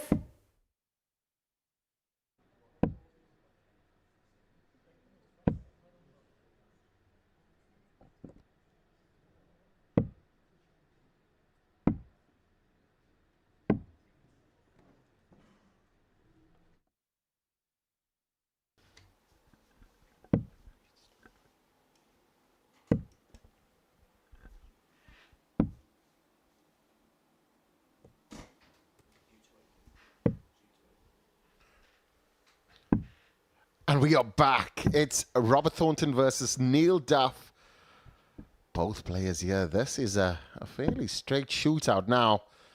Ted Evetts qualified 2 wins out of 2, playing the best in the round. And Neil Duff getting whitewashed in his first game. All to do now. And Matt Edgar alongside with me. Seeing both of these players play against Ted, what's your outcome here? What's your perfect outcome? Who do you think wins this? Game on. I think the advantage of throw could be a big thing here in favour of Robert Thornton, but as I just said with Henry, the record of Robert Thornton on a Saturday night cannot be ignored, and who knows when those demons could awaken.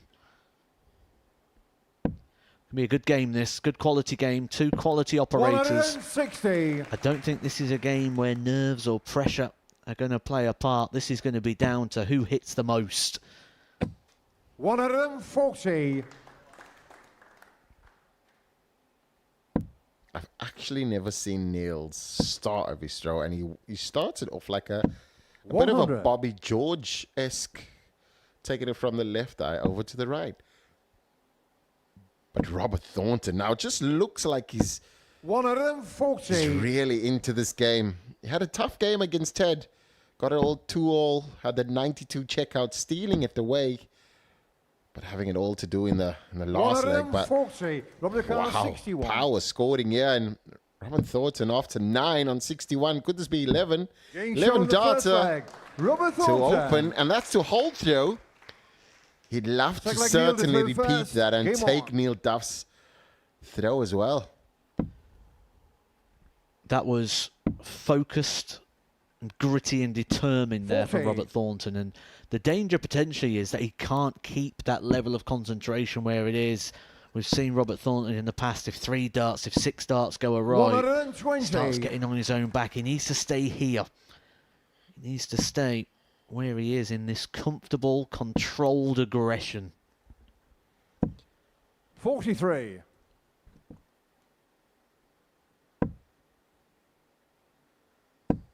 Robert Thornton certainly on one now. 140. Rushing towards the end line now, and straight shootout, and Neil Duff, defending champion, under the cosh a bit, but his response, it's been great so far. Robert Thornton just in that little purple spot right now, that purple patch of scoring. His pace is great, everything is great. And you just feel like you said, he's one bad throw away from it all unraveling. 60. But let's enjoy it while it's lasting. Well, it's a game that might not be lasting long here. Neil Duff unable to land a blow on Robert Thornton, who's going to be able to leave his favourite tops here with just a straight single 20. 63. Good use of the board there for Neil Duff to leave himself an outside opportunity. 40. He's going to get a shot at the 170. A shot that could really be a big game turner. 100. Robert Carr 20. Game shot on the second leg. Robert Thornton. Say about that moment where it could unravel. They're the sort of shots there for Robert Thornton where you feel you're on the edge. Game on. But no problems there for Robert Thornton, as there hasn't been throughout this game. A spectacular performance. And he's cruising towards the semi-final, an average of 112.20. Don't say that too loud, because he might just, and it might just switch off. And this is a beauty space of Robert. I mean, we've seen him win tournaments on TV. You've seen him play well and seen him not play well. But this is one of the moments here 140. where he's really shining. And we're seeing the Roberts of old. Duffy, just throwing a great average as well. The maximum, also close to 100, but will Robert to respond? He certainly will with a 140 of his own. Still at 116.8, and this is certainly, by far, one of the best games we've seen in the Double Trouble series. 125. I think it is the best game we've seen so far. We may not be watching it for much longer. Double 16 for Robert Thornton. 69. Neil the car 116. That was to get him over the line and book himself a place in the semi-final. Neil Duff will not get a chance to extend this game. His fate lies in the hands of Robert Thornton, 23. who is 32 points away from the semi-final.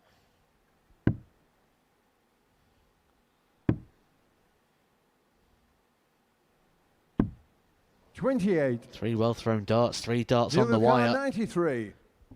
But you don't get the points for being close. For a steal. 999, one more dart. Game shot on the third leg. One more opportunity, and that's all he needs. Is this the moment that Robert Thornton now unravels? He's had 4 darts to beat Neil Duff. He's had 4 darts to get to the semi-finals. 60. And in that 4 darts, he was at an average of 113. It's now moved down to 107.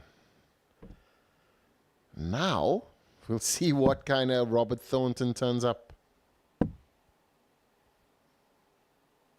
100. Neil Duff will be sensing a bit of an opportunity here. Players are aware of form lines. They're aware of players' strengths and weaknesses.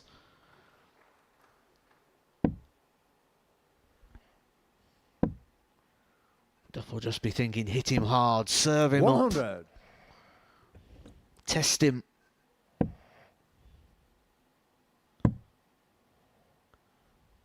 $96. He's got all the answers so far, Robert Thornton, resisting the challenge of Neil Duff. Neil will feel like that was 40. wasted, and that expression there just don't let him lose concentration. And now Robert Thornton straight in with a 45. 135. 70 points gets him to the final. Neil Duff way, way behind and can only set it up. 45. Robbie O'Carr, 70. Doesn't set it up too handy.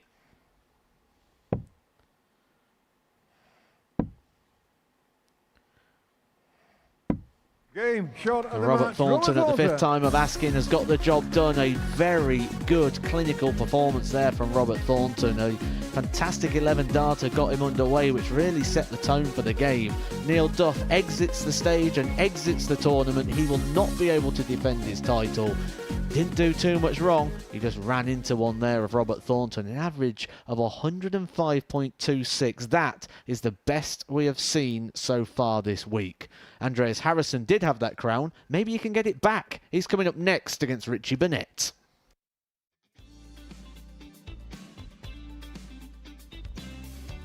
Fabulous start from the young man.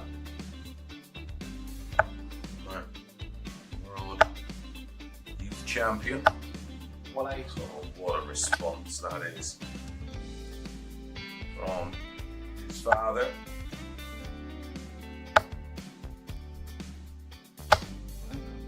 Back-to-back 140s. Siding leg of 7.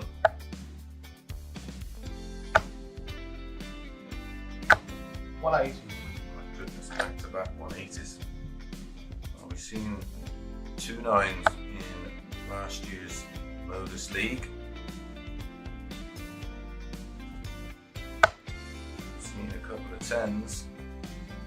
Not seen a 9 yet.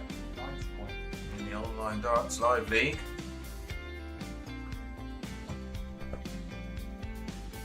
Double 19. Double 12 for the 9. And he gets the 9. What a way to win. B would be a contains the 5 players. 3 progress to Saturday's final. 60. Of course, that emphasis is on qualifying for Saturday night's final, because the runner-up, and the winner of the 3rd and 4th place playoff will get their crack at Champions Week. 180. Trying to get their hands at £7,000 first prize. 45.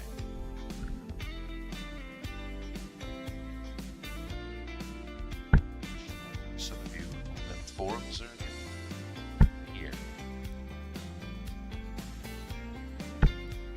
180. Oh, welcome back, Martin. Where have you been? Where did you go? 100. Martin, you require 141.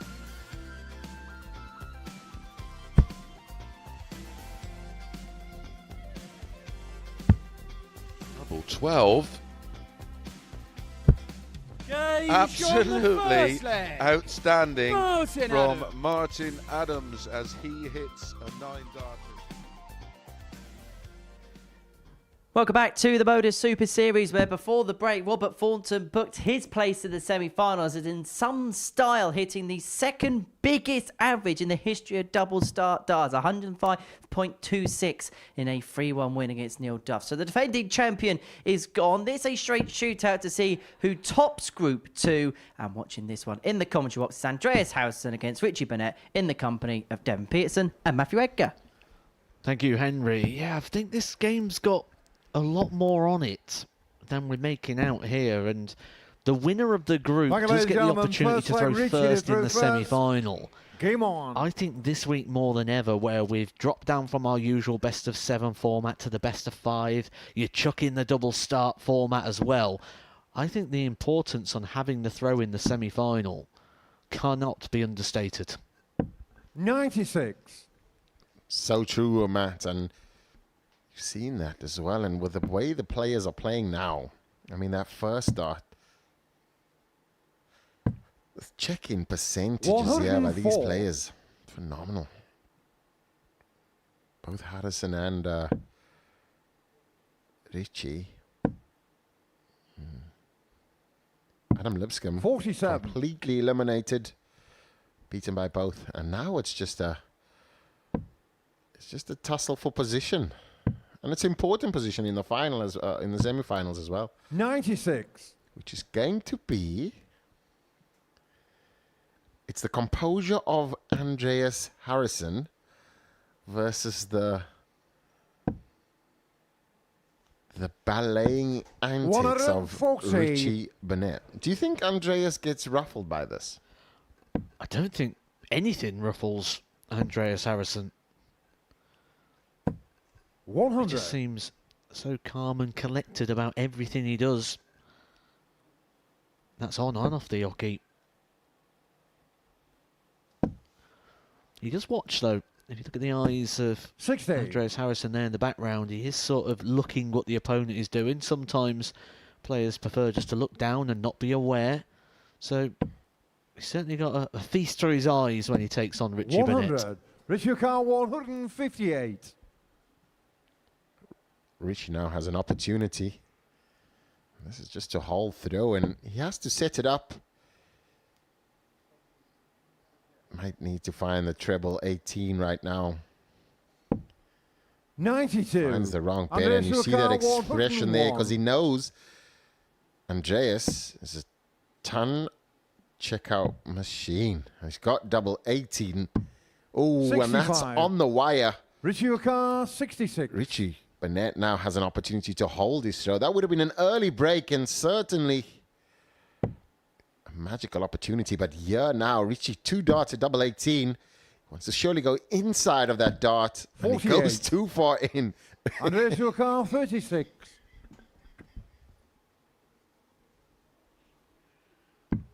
Game shot on the first leg. Andreas Harrysson. I think you enjoyed that one, didn't you, Dev? Second leg, Andreas Harrysson certainly did. Game on. Gets to break a throw. Richie Burnett left to ponder things at the back of the stage. And he's looking a little bit fuming with himself. Certainly got a lot to say about it.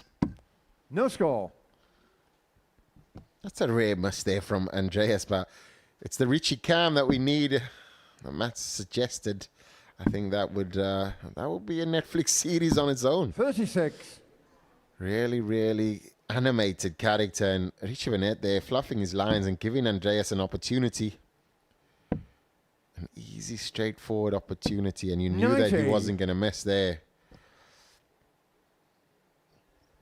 But Richie Burnett, knowing that he's through, you would have thought that he wouldn't be this animated, but he still wants to win every single leg. And he now, that was the max.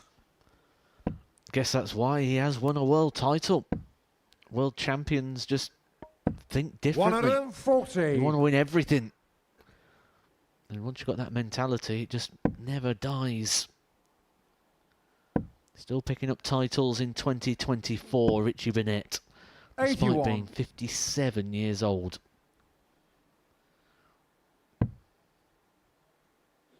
Do you think that the reason why he's wanting to actually beat 126. Andreas or take every leg that he can is because he knows that there's a possibility that they could meet in the final again. I think it's just Richie, isn't it? Like, I reckon if after this we said, right, 140. Richie, we're going to go next door, we're going to have a game of dominoes, I think it'd be 145. exactly the same.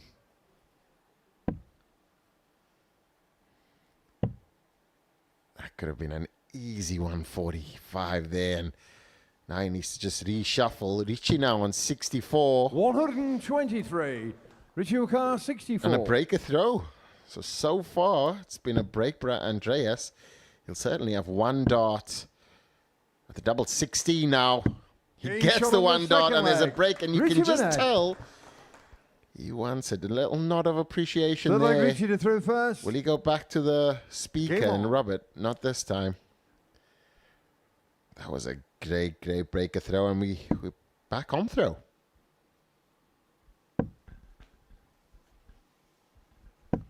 $120.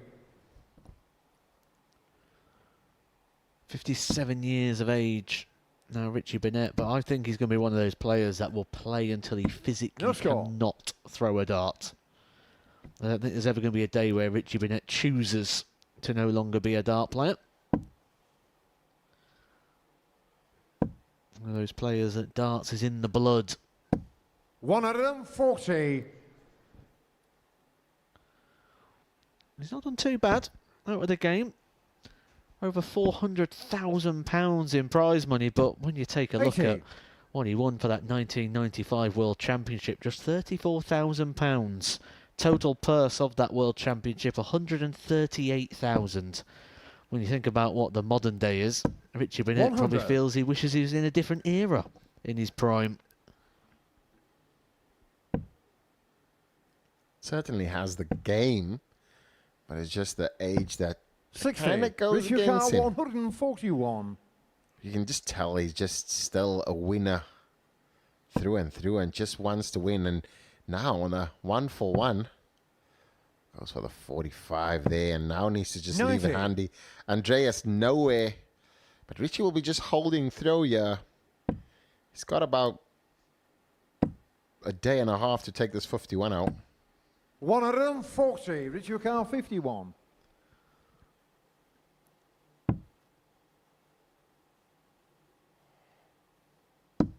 Game shot on the third leg. Richie Burnett. No problems, no fuss for Richie Burnett. Fourth leg, Andreas. He's to really throw enjoying first. his night Game here on. at the Super Series as he goes back to the Peterson corner over there. Gives the edge of the stage a bit of a rub. Maybe just 40. a little bit sweaty on the palms. Maybe he needs to get a towel. I think it's for more superstitious reasons, if I'm honest. Richie's hands doesn't sweat. 65. He's been rubbing that speaker all week. That seems to work. And I think it's just a mental thing. And players, did you have any little things that you used to do? I know you used to always wear outrageous 93. shirts or wrestling stuff that comes along. What was your thing as a player? I don't think I had one, you know. I mean, 100. there'll probably be people that said I did, but I probably weren't aware of it. I know there was many different players who had different things. 41. Was it Jeffrey Deswan who used to have like one strawberry Haribo in his case? I've never seen that or heard that, but I'll definitely ask. That's like probably the most 100. obscure, and that's just like you. I mean, your research goes beyond anybody else's. And a strawberry Haribo. I wonder what would just to eat, to chew, Just one 85. one Haribo, one strawberry. Sounds cute.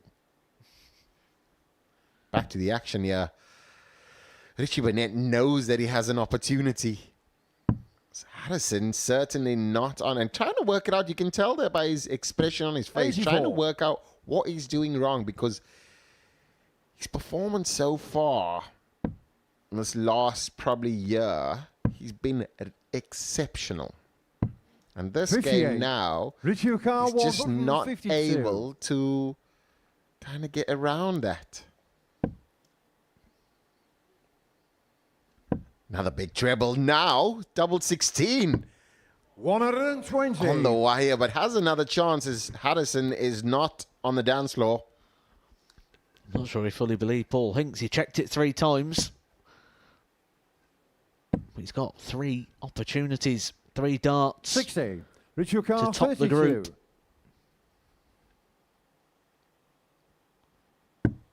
And he does. Richie Burnett. Richie Burnett will win Group 2. That'll give him the throw in the semi-final. Andreas Harrysson also through to the semi-final again there. That wasn't for the places, it was for the throw. And Richie Burnett, an average of nearly 95 in his demolition job there of Andreas Harrysson, who's restricted to just 2 darts at a double. Richie Burnett, one of the standout performances of the night. Can he do it all? We'll find out soon.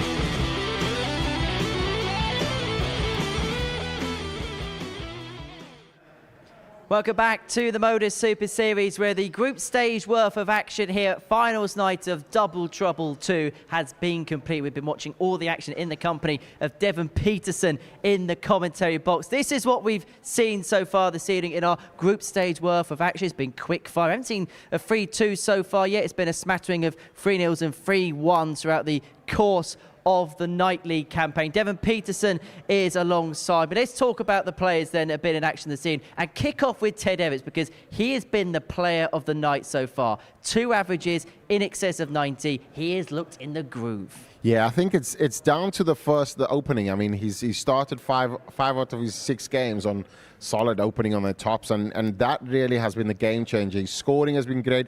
It's been like no fuss, no hassles, no anything like that. And I think that Ted Evetts definitely stands a great chance tonight, not just because he's in the semi-finals, but it's the way he got to the semi-finals. I want to have a chat about his mentality, because I asked at the beginning of the evening, the way yesterday went, could he have a free roll? He was actually speaking in complete opposite terms. I think he's trying to keep, not to get ahead of himself. But I think that yesterday the momentum has carried on, and we've seen it tonight. He's been really solid on that opening double. And we've said that the check-ins is so important. I mean, the check-outs we know is important. But the check-ins giving you an advantage, because as soon as you break the throw, other players start to panic. And Ted kind of put on that pressure, and he's just not making any mistakes so far and looking like the outright winner so far. Ted Evetts through. As two is Robert Thornton, who broke the double trouble record average in excess of 105 in a knockout game against Neil Duff, the second highest all time. When it mattered, Thornton came up clutch. 100%. And in that game, I don't know what possessed Robert Thornton. He was solid. He had a chance to win, and it would have probably put him in 110 average. Missed 4 darts on a double. I thought that would have seen Robert Thornton unravel, but he just drew on all the experience and just went again at it. And it's great to see, because we've seen Robert Thornton come here on a finals night and just not go through it. And we're not mentioning it tonight, but I think it's his 11th time. So hopefully this time is his chance. However, as a player, do you get to a point where a record isn't great? You think, I have had enough of this?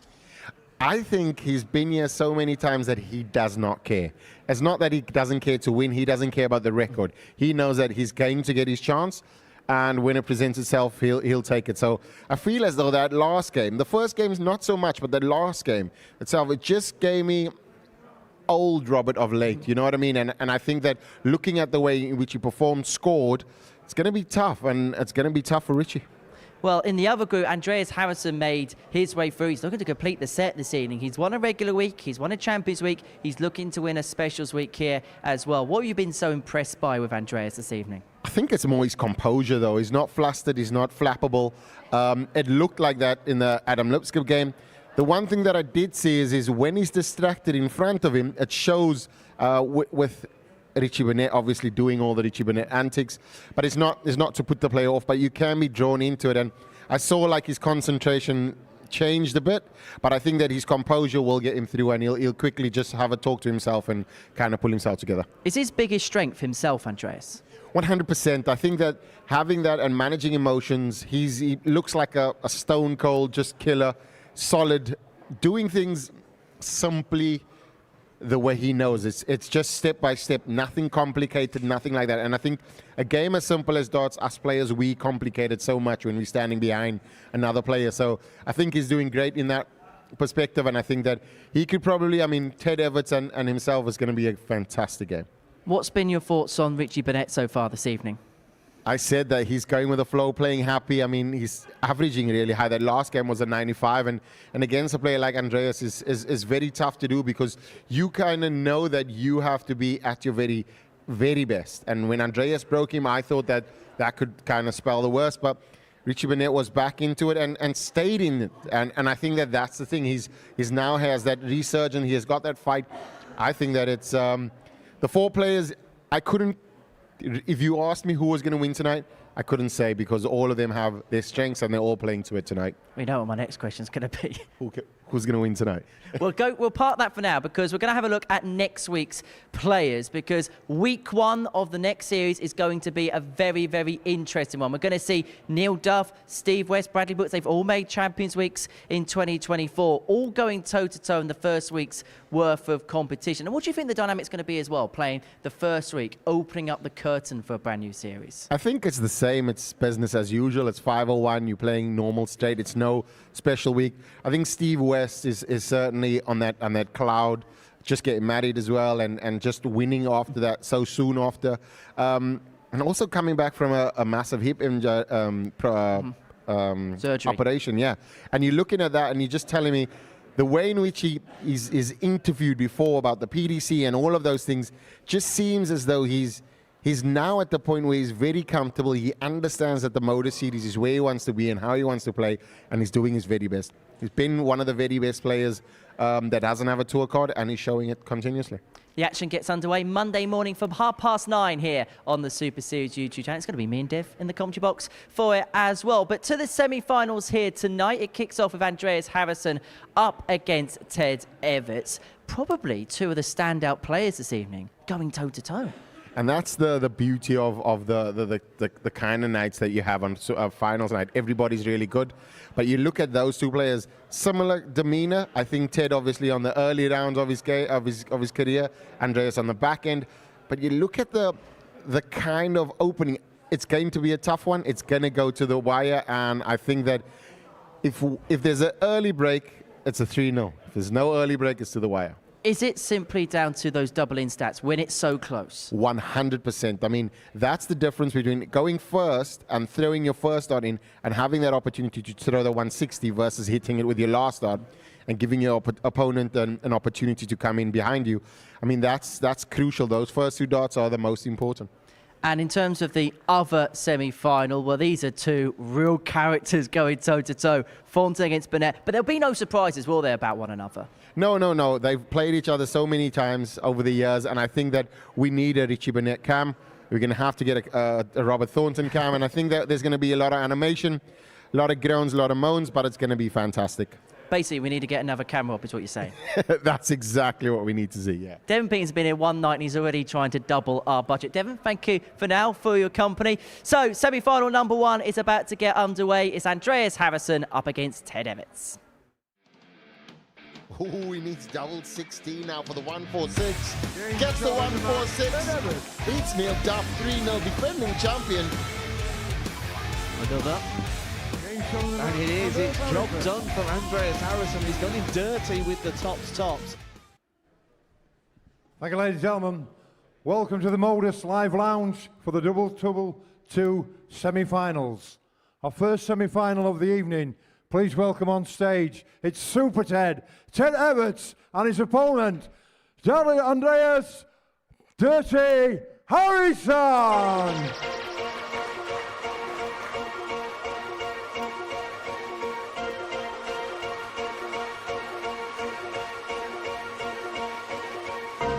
I am number 1, not number 2. If I'm not the one, I'm uncomfortable. See the competition I've been running through. Leveled up, I only see. So, Andreas Harrysson and Ted Evetts going toe-to-toe for the first place in the final here at Double Trouble 2. These 2 have been 2 of the standout performers throughout the course of the evening and the week, but which one is going to book their place in the jackpot match? Let's find out with Devon Peterson and Matthew Edgar.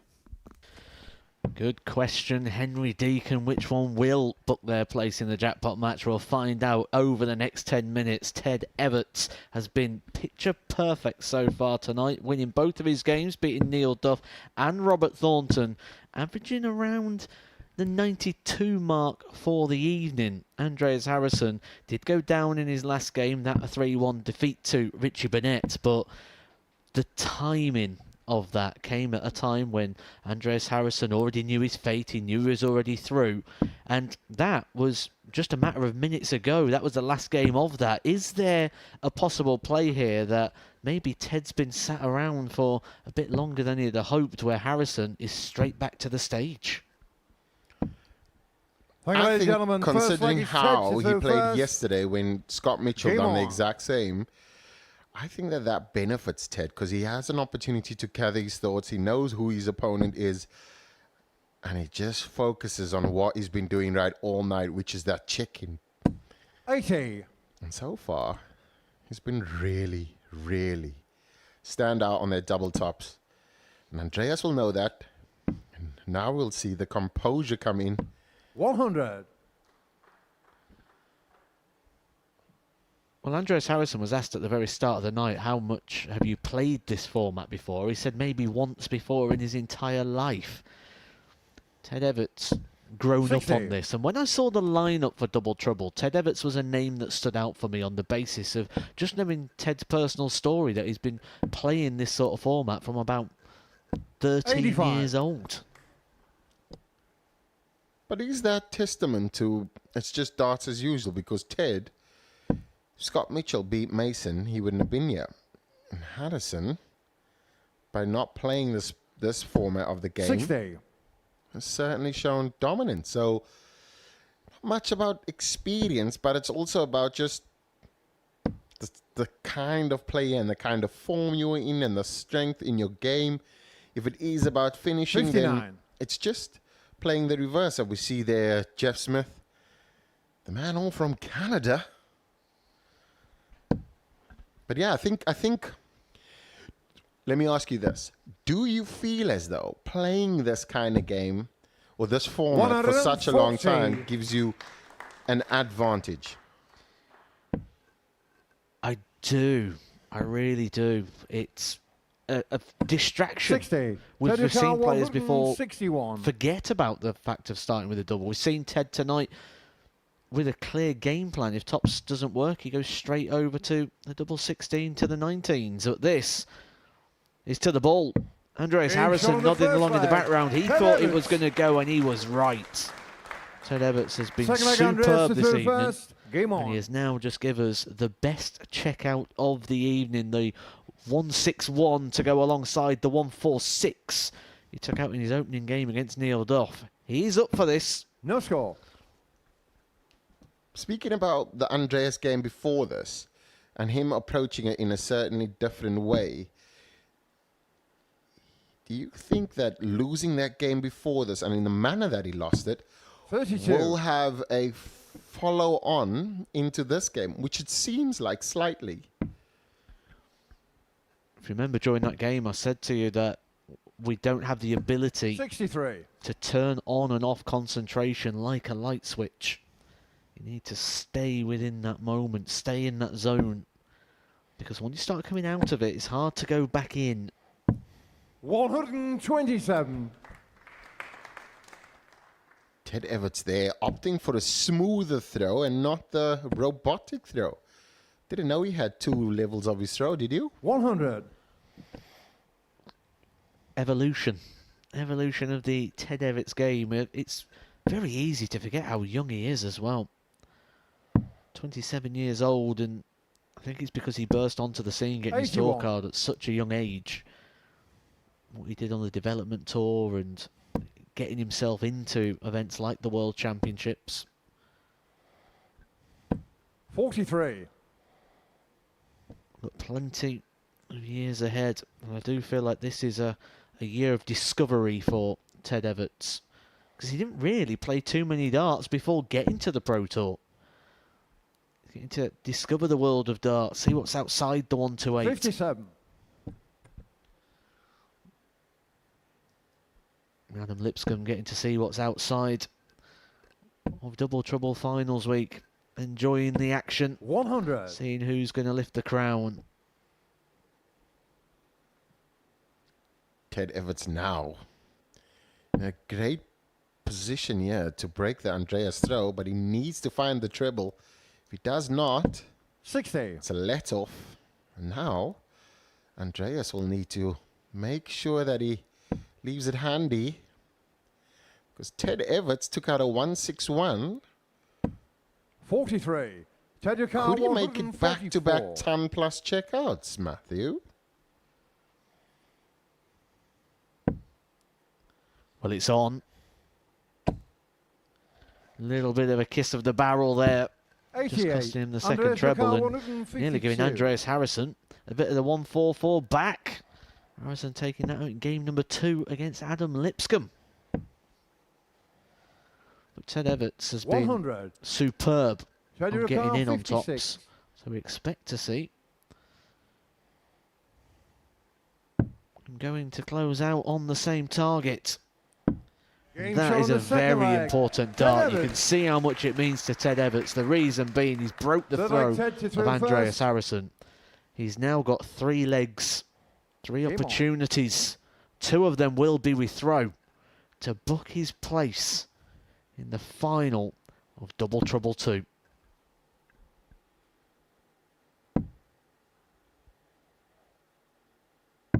No score. And that's the first time for tonight that Ted Evetts goes a blank. No score there is the call from Paul Hinks. And can Andreas take advantage? 36. Finds it. On the third dart, it doesn't do as much damage, Matt, as it would on the first or second. And Ted here can recover with 2 big trebles and 120.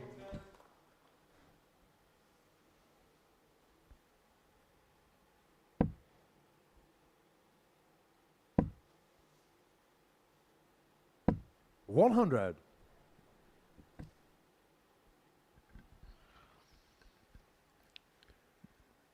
There we go. The scoreboard's caught up now. Just a little pause in play while we get things back in line. Andreas Harrysson hitting double 18 with the last start in hand. Got him in. And we're back up and running. A few gremlins in the system. 140. Gremlins in the throw there for Ted. Didn't get that extension there, did he? Just pulled the shot. Just wanted to float it in. And JS 100 is in a bit of bother here because Ted Evetts going a blank first, 3 darts, and now in a driving seat. 2 treble visit here. Put him in straight. He needs to find a treble just 59. to put him in the... Take him out of touching distance. But Andreas, now you know his power scoring will always keep him in the game. Goes for 95. the steady... The big fish. Is it on the hook? This is where Ted Evetts will be thinking 140 here. Set yourself up on a nice 2-darter. 49. Not a fan of that last start going for the bullseye. Feels a bit like he's burnt a dart. Harryson's going to get a dart at the bullseye. 145. Ted Yukar 133. 2 trebles to get a match dart. Not going to go. Harrysson prowling in the back. 57. Got an opportunity to get one of the 2 breaks of throw that he's going to need if he's going to book himself a place in the final. 9. Mr. Unflappable flaps. Ted Evetts now 76. Puts him into the final. 2 darts at double 8. Ted Evetts only needs 1. Beats Andreas Harrysson 3-0 first man to be booked into the final. Really, really showing some great class. Andreas there with just a shoulder shrug. What a game that is. There we see a Ted Evetts on an 81 average. And Andreas just not the Andreas that we know. Stay tuned. We have more action after this. Next year, when that decision needs to be made, he's going to be 49. 1 year shy of the age of the seniors. A very viable option. 2 players who are around that age. Well, what did he say about the 9? Will we get the 141? Will the promise come true? Double 12. Shot and the match. Steve West has won the match with a 9-dart.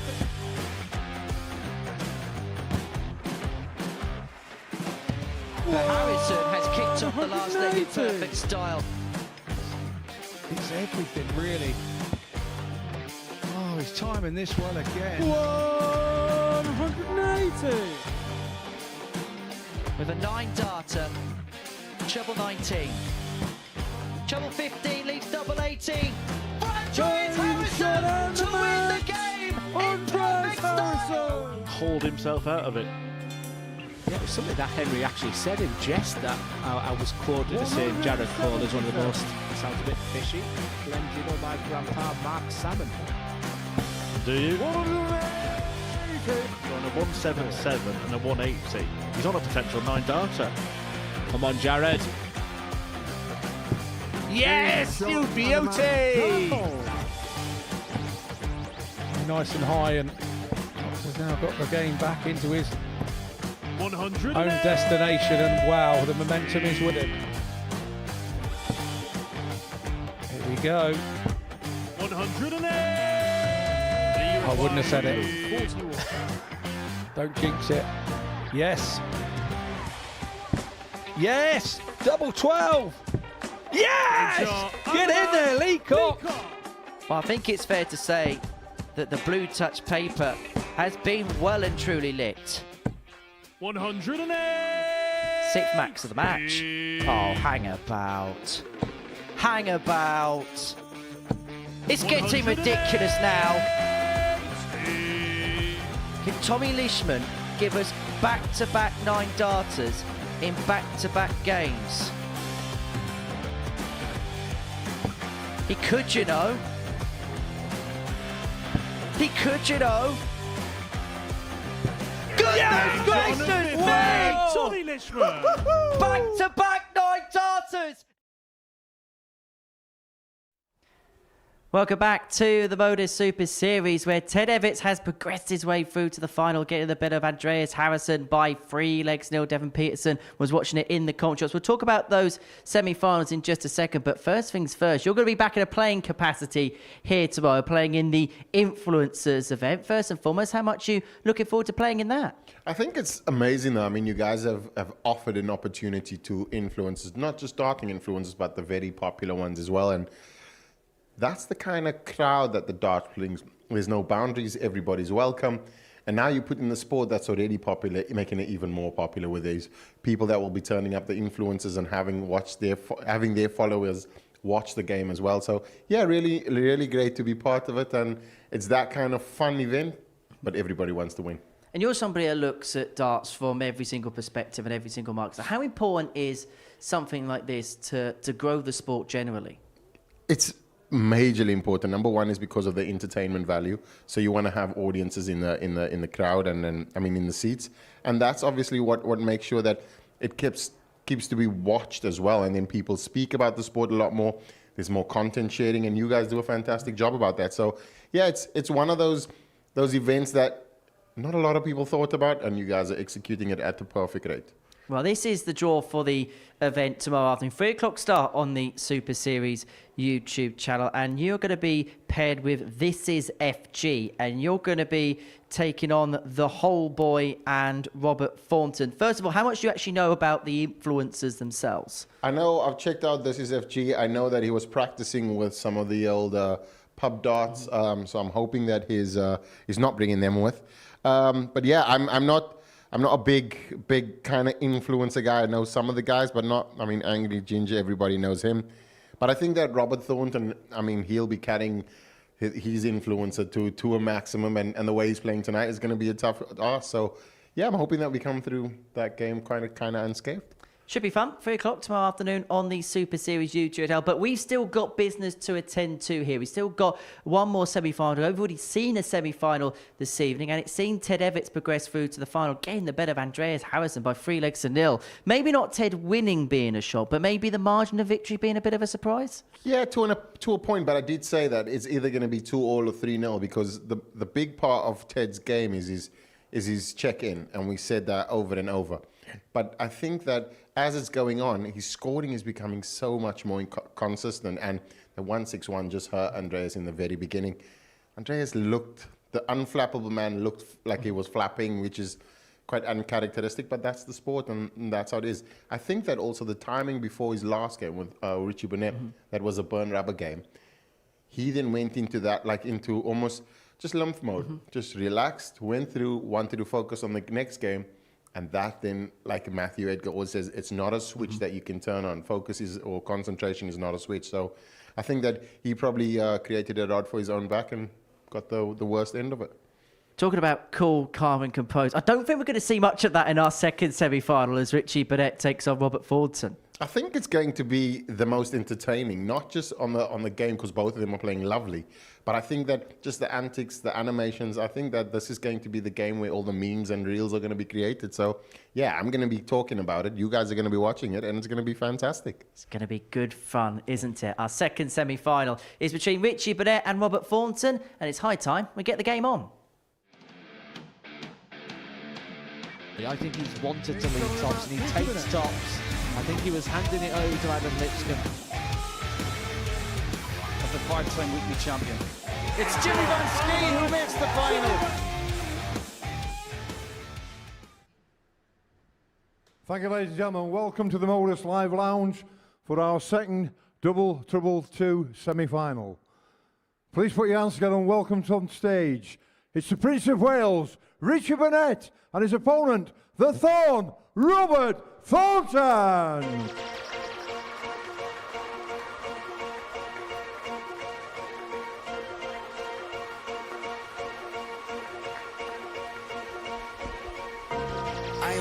one, not number two. If I'm not the one, I'm uncomfortable. See the competition I've been running through. Leveled up, I only see. Well, on the latest to-do list for Richie Burnett here at the Super Series is to make a real entrance on a walk-on, and that's exactly what he's just done there. He's about to take on Robert Thornton. The winner will take on Ted Evetts for the right to call themselves the Double Trouble 2 champion. Right, in the commentary box for this one, Devon Peterson's made the sprint over to the booth to join Matthew Edgar. Ted Evetts is sat in the wings waiting, the 27-year-old, in the final of the Double Trouble 2 week. But which one of these veteran players will he be taking on? We have two players here who have got plenty of titles to their name. Richie Burnett, the 1995 BDO World Champion. Robert Thornton, take your pick which major title you want to go with. Is it the 2012 UK Open? Is it the 2015 Grand Prix? Or is it his two seniors world titles? One thing they do have in common, though, is they have both picked up a World Masters title. 94 for Burnett, 07 for Robert Thornton. But this is about 2024. This is about September. This is about right now. First leg, Richie to through first. This is about who will be taking on Ted Evetts in about 20 minutes' time. Who will be taking that title away from Neil Duff. One thing for sure, as you said with Henry Deacon, I expect this to be very 28. dramatic. Robert Thornton in the game before this just caught fire and just could not miss. 115. He only missed at the last point of asking when he needed to check out and probably improve on his record-breaking average.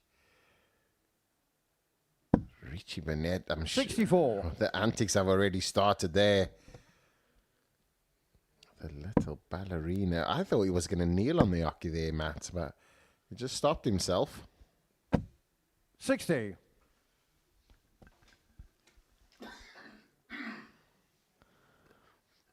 Well, it's two players that live and breathe every single dart. Heart on the sleeve. And you may get some reactive play in this game as well. 43. We've seen in the past Richie Burnett be very reactive to the animation of his opponent. Both players will know what to expect from each other here.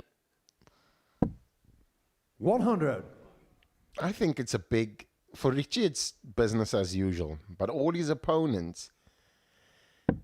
It's like you say, when you're watching him play, you get drawn into that emotion and that. So when 57. he misses like that and that last expression, as a player, you step up to the hockey, you go, I'm going to hit him hard now. And then you try and push and it doesn't go in, and then you get frustrated because you missed out an opportunity 85. like that. So you look at those elements. Does it benefit Richie or does it benefit Robert? I think that'll be very different on any given night. You know, with those sort of things, it's very 58. all in the moment. Robert Yakar, 141. What works today doesn't work tomorrow.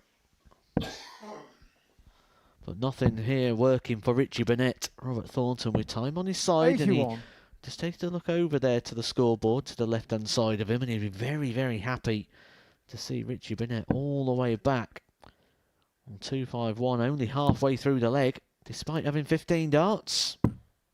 96. Robert Yakar, Comfortable 60. for Robert Thornton at the moment in order to get that breaker throw. Getting shot on the first leg, Robert Thornton. Breaker throw for Robert Thornton Second leg, confirmed. Robert to through first. Game Richie on. Burnett not at the races here. He's just at the back of the stage, trying to find that process. Trying to find 120. a comfortable spot that he did have earlier on when he dismantled a former series winner in Andreas Harrysson.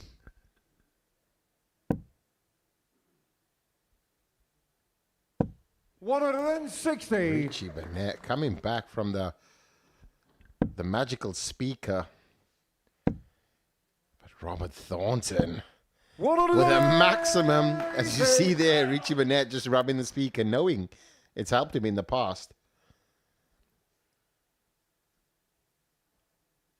And now, Robert Thornton is not catching fire. He's still on fire. 140. But Richie Burnett looking to douse that flame. Robert Thornton is in a 140. mode here that you've not seen in a while, Matt. He's in a groove, isn't he? He's focused, he's determined, he's steely. And, most importantly, he's a little bit resilient tonight. We've picked up 40. before saying at any Robert point we feel he Hooker, could 61. implode and we could start to see it all unravel. No signs whatsoever tonight. Robert Thornton letting his emotions control him. 43. Richie Burnett 161. And those are the moments there that Robert Thornton just reacting to that mess in disgust. Richie Burnett will want to set it up and just... That's a great 130. setup. Robert Hooker 18. Robert, 99 is not easiest, but how easy does it make it? Now he's got to have to burn a dart. And then he's got 1 to double 4. Game shot on the Easy. second leg. And Robert animated Thornton. as you like. And that's a break Perfect, Richie and the a hole first. for Robert. Game on. Richie now has to go perfect. 3 out of 3. Can the man from Wales do it? We're getting a carbon copy of that we had in our opening semi-final when Ted Evetts dismantled Andreas Harrysson without much resilience. 120. Robert Thornton having everything his own way here so far. But in this short format, games can turn around so quickly. 120. You might be a leg away from the final, but very, very quick. You can see that panic. You can see your opponent just catching up over the horizon. 60.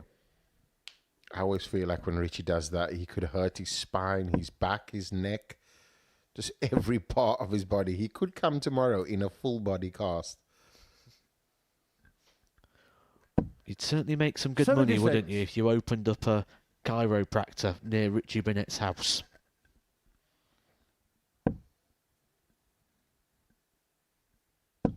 But again, Robert Thornton, 11th time from... No, it's the 100. 12th time of asking. He's come to the finals now 11 times and not walk away with that trophy. Is tonight 138. Robert's tonight. This big visit now from Richie. I mean, Richie knows that he's in a game. Great setup there from Robert. But now, Richie Burnett needs to hit his maximum.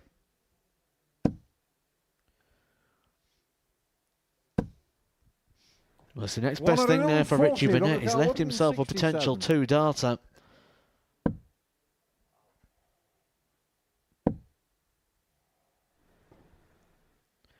Well, he wanted 2 trebles here, Robert Thornton, but not those ones. 11. Richie Burnett 81. He's only human after all. Robert Thornton there in a great position, 2-0 up. Richie now comfortable knowing that Robert has to throw 2 trebles. Really, he has to go for the jugular now, does Robert. Well, he's done it again, Richie Burnett. He did this earlier on where he refused a dart at the bullseye. He could have gone 16 bull there on the 81. 41. But having none of it, Robert Hooker, 156. doesn't believe Robert Thornton could take this 156 for the match. On this occasion, the gamble has paid off. 100. Richie Burnett 40. Richie now to hold his throw and just stay in this match. Needs the double tops. 3 Game darts in shot on the hand, third only leg. needs Richie 1. Burnett. Is the fight back? Is the resurgence on? Have you Fourth leg, noticed Robert every Hooker time he first. does that Game on. though? There's at least a 2-3 second almost confusion in his head. It almost creates a 117. level of doubt of confusion just to throw you off slightly. Not a tactic though, but more of a just to give himself an extra second on the hockey. A good response there for Robert Thornton. He had 6 darts from 100. 167 and didn't even get down to a double. Richie Burnett looking to Hit back hard and unfortunate, and that's the definition of unlucky there for Richie Burnett. And Thornton, using his experience, stood at the back of the stage, letting Richie Burnett do what Richie Burnett's going to do, and then delivering another hammer blow. You feel this has to be the lot for Burnett. Not going to be. That reaction tells you that Burnett was thinking the same. I think he forgot to rub the speaker, and that's why. So he didn't want to turn back around.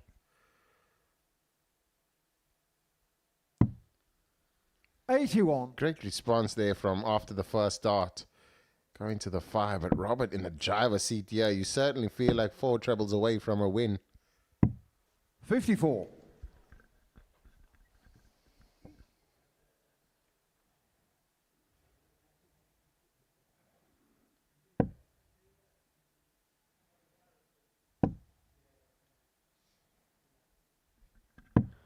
Time beginning to run out now for Richie Burnett.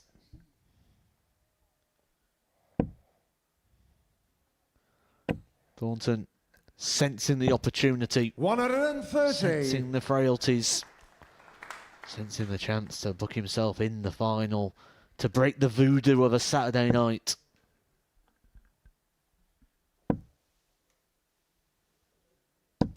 $100. Romeo car 60. He's a dart away.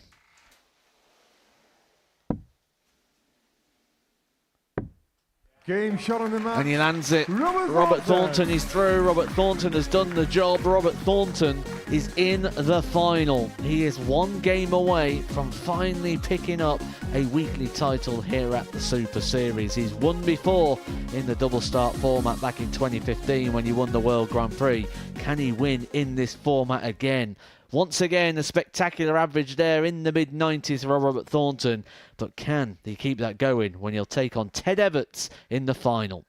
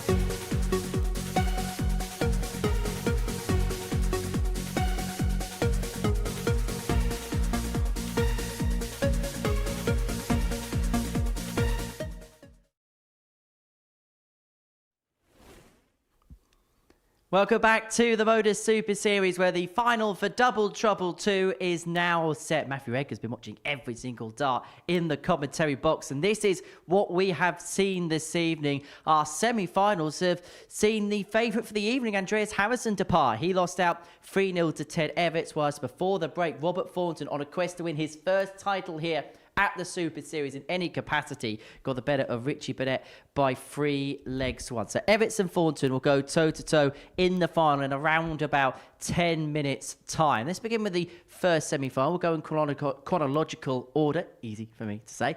Ted Evetts getting the better of Andreas Harrysson by 3 legs to 0. Ted, all evening long, has just looked so assured, hasn't he? Composed and clinical. Getting in, not been a problem. I think there's only been one time in the whole night that he's not got off with his first 3 darts. So functionality of getting in has been perfect. Finishing, been brilliant. It was perfect in the semi-final. Didn't miss a dart at the double. Scoring in between. Every part of Ted Evetts' game tonight has just been so polished. And I said at the start of the night, I feel like he needs something like this.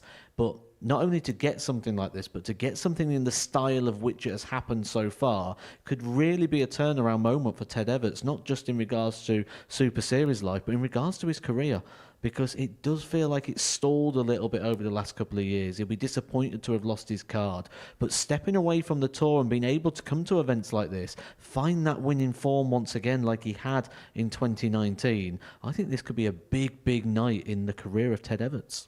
I want to talk about his path this year, because since dropping off the tour, he's been very open about he's not playing too much. What he's playing on, he's focusing on. Challenge Tour, Super Series. What would be your assessment of that? Perfect. Where else do you want to play if you don't have a tour card? They are the 2 places you want to be. The Challenge Tour in regards to the rewards and the riches and the chance of getting those Pro Tour call-ups, and where else would you want to be but the Super Series? It's the pinnacle now of amateur darts and that sort of bridge between the Pro Tour. So it's absolutely doing the right things in regards to that. I know he's playing a few bits locally every now and then as well, which he's just got to keep that ticking over. He's got a lot more years in front of him than he's got behind him, does Ted Evetts. So right now, manage that well, and it seems like he's doing so. Well, Ted Evetts will take on Robert Thornton in the final. A man who has been here on a dozen occasions, but is yet to pick up that jackpot yet. But what about the form this evening have you been so impressed with? Everything. Absolutely everything. Not just the fact that he's playing well. It's easy to look at numbers. We can look at the numbers and go with the 105, the 94, and just reel those off. It's the way he's doing it, the mannerisms. Robert Thornton, for me, is a player I love to play. I love playing Robert Thornton. And the reason being, he'll literally put every single emotion forward. He'll show you what he's feeling. He'll get on his own back. He'll unravel very quickly. And there's been no signs of that tonight. It's been focused. It's been determined. It's been steely. It's been a really good Robert Thornton. This is the Robert Thornton that we saw when the Seniors Tour was first developed. And he was going on there and dominating that tour. And he was walking around with an aura about him. He's had that aura tonight. He's walked around here like he's going to win. He actually told you at the start of the night he's going to win one of these very soon. And he's come so close before. Now, this is a big moment. This is a big game. And I do believe, like we said at the start of the night, that the double start format is going to be a help.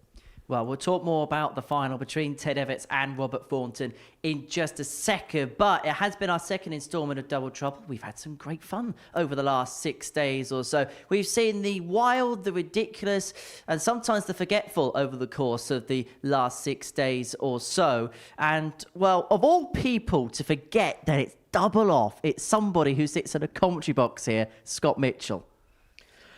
Someone had to do it, didn't they? So Scott just wanted to be the first one there, didn't he? But yeah, it's one of those things you do. I mean, I've only played this format in a localised sense, and you do. You never go through a season where you don't forget to go for that double. It's just ironic, isn't it? That it had to be one of our colleagues. In terms of this format and this competition, this is our second edition of it now, and it feels like a tournament that's got real legs to it. I think it's been fantastically selected. I think we've had some real good players taking part in this. I mean, the groups we've had this week, it feels like a Champions Week. And the standard of which we've had, I've just really enjoyed it. And I do enjoy that extra factor. I mean, take a leg off. We're only playing best of 5, not best of 7. I mean, best of 7 short format as it is, and we take another one off. Then we had the double start. So many different elements, so many new dynamics, and yeah, I'm looking forward to seeing if we get a number 3. Are you ready for another series, though, on Monday?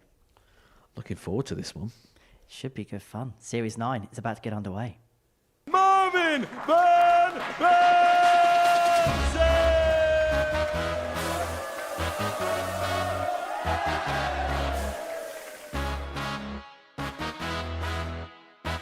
Well, I've got to ask you now, Mace. As Edgar gives us the bow.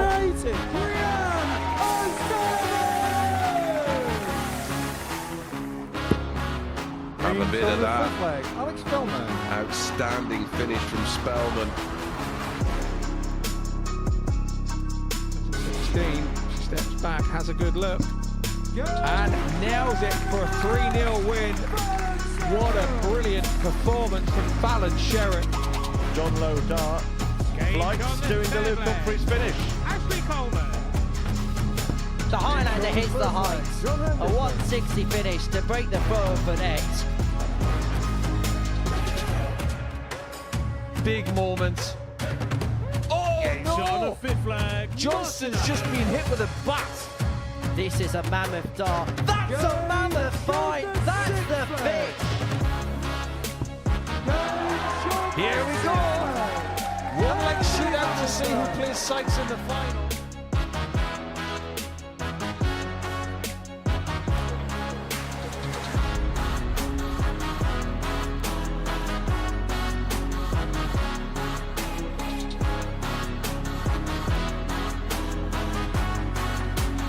Smash darts to get the better of John Worsley. Big games, big names, and Matthew Edgar's filling a Group B slot somewhere in the middle as well. Should be good fun, Series 9. Just watching that's really whet the appetite for it. I'm really looking forward to it for multiple reasons. Not only am I going to get to sit here and watch it, as that VT suggests, I'm also going to be playing in that series as well. We saw a number of debutants there at the end of that particular VT. Any standout in particular for you? Gemma Hayter is an interesting one because she's been playing very, very well on the women's series. I've been covering a couple of those. I've been really impressed with what we've seen from Gemma. But there's one that really intrigues me. That's James Hubbard. What's James Hubbard got left? Because actually James Hubbard was one of the standout talents in these youth days. And actually when it was the youth darts of the PDC, before it became the development tour, he was one of the real standout players of that system. He did very well on it. He qualified for the World Match Play. He was someone that was really worth keeping an eye on. And it just all unravelled. It didn't go well for him, and it'll be really interesting to see what he's got. Is he coming here to just have a go? Is he coming here to try and start again? What is the journey for James Hubbard? That week will be very worth watching. So, September the 9th, we get underway with Series 9. But before that, we have a final in Double Trouble 2. It's Ted Evetts against Robert Thornton. And what do you expect to happen in this one? This is going to be quality. This is going to be high quality. I don't think this is down to who makes mistakes. I think it's who hits harder. And that is the sort of game we want in a final. After a week like this, I think they're going to serve us up a real treat here. 2 words, winner. That's one. Well, the winner's name's got 2 words. Oh, right, I thought you meant 2 words in winner. That's winner's 1 word. But yeah. I'm going to side with Ted Evetts because it's 2 words. Right, he goes for Ted. We're looking forward to this. It's the final of Double Trouble 2. It's the former World Grand Prix champion in Robert Thornton up against the former World Youth champion in Ted Evetts. And it's time to get the final underway.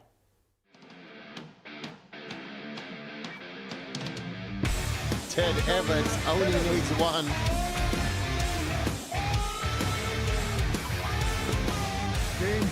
And he lands it. Robert Thornton is through. Robert Thornton has done the job.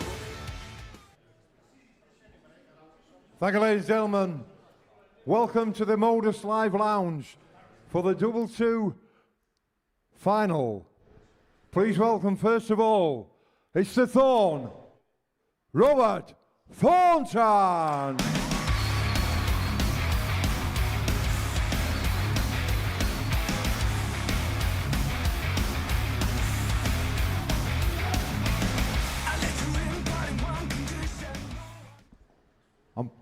And please welcome to this stage Robert Thornton tonight. It's Super Ted. Ted Evetts! This is me, I'm so royal, and you all wanna be round. Yeah, you all wanna be round. Round a champion, a champion. This is me, I'm still on it, 'cause you all wanna be loved. Yeah, you all wanna be loved by a champion, a champion. And in the lyrics of Ted's walk on track there, I am champion, somebody is going to be exactly that in a few moments' time. Ted being watched on by his good mate Bradley Brooks. He played early on this week, was unable to qualify for finals night, up against Robert Thornton, who's made a habit of being in this position and is looking to cross the finishing line for the first time. It's time for the final in the company of Devon Peterson and Matthew Edgar. Thank you, Henry. Here we go. The big game, the one that they've been playing for all week, the big money match. The opportunity to pick up the double trouble title, to be the second person on that Super Series stage to do so. We're expecting a quality affair here. Both players have been at the peak of their powers tonight, but Robert Thornton until now has just found that little bit extra. Thank you, ladies and gentlemen. First leg is Robert. Definitely been that today. Game on. Robert Thornton, for me, is in... He'll feel like he's in commanding lead. But he'll know that Ted Evetts... No score. ...is not to be messed. And we see immediate pressure signs there. Because it's that behind, in the back of your head, knowing that Ted Evetts does not miss tops. That's scary. 79. And the advantage of throw that Robert Thornton won in the back room by winning the bullseye. Instantly ruled out. 41. Just that little bit of extra that this format gives you. You win the ball in the back, you've still got to come out and do the job. You've still got to hit that double in. Ted Evetts, essentially, now is thrown first in this game. 93. Quick question. Now that we're at the finals, Robert's now 12th time of asking, does that play a big 45. role in their head? Because we see him more animated now than he has been all night. I fully subscribe to that trail of thinking. Finals have a different feel about them, a different vibe about them. 96. I really feel like that first start that he was finding all the way, 60. all evening, has now deserted him in the last 20 minutes.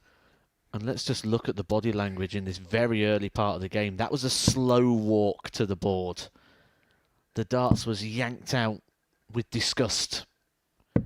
He's 63. muttering to himself at the back of the stage. He's looking at the scoreboard on the approach. Things are changing already here in the body language, the demeanour, 60. the stage presence of Robert Thornton. 170. It is not what we saw earlier on. That sort of steely, focused, and Ted Evetts will love what's happening in front of him right now.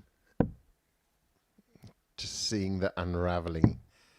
And he'll know that with every treble he hits, 46. it will be a... It's like just a knife penetrating every single time. And Robert Thornton... 55. Not Ted finding any 124. treble. And after 18 darts, he's now on 240.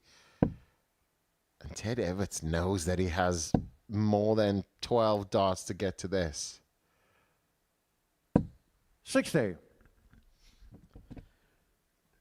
When you get into this sort of duel sort of mindset, even little things can irritate you, like 64. your opponent taking out a last dart in hand or missing by a long way and then hitting it. You become so much more aware.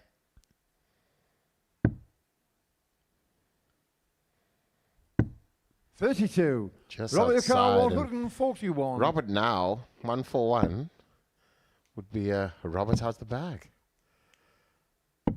But now he leaves 91. it handy. Ted Ricard 32. Ted 3 on 32. This is his favoured plan B shot. So he'd be comfortable there as well. And he on the definitely first finds leg. it first Ted dart. Evetts. Draws first blood. Second leg, Ted to throw Now. first. Game on. Breaks the Robert Thornton throw. And we've seen this already before, Ted, haven't we? Against Andreas. And now we need to see 32. Plan B. You can see that fist bump there, knowing that he knows that Robert is in a bit of a fluster with playing with his heart on his sleeve. And when you play a player like that, Matt, what goes through your head? Love it.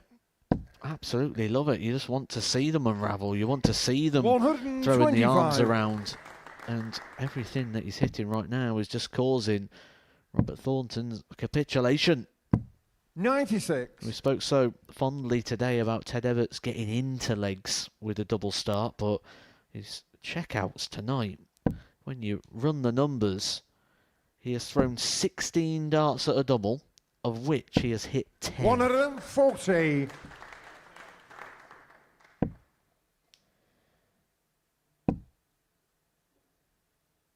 $135. Robert Thornton fighting back now, but Ted Evetts with the advantage.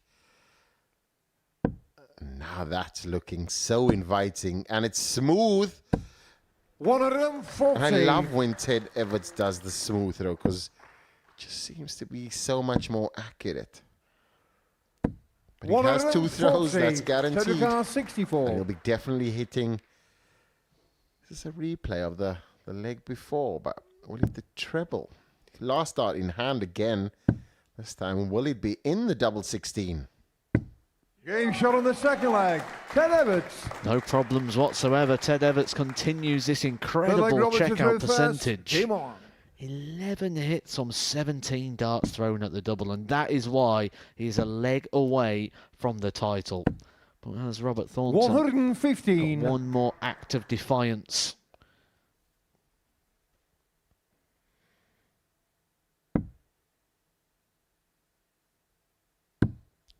Ted Evetts would just know it's not in, sir. It's not in at all. Slight little shimmy to the right. And it goes. No score. And that's a blank. It's only second time of the night that he's thrown a blank. Robert Thornton now. 140. 255 points ahead.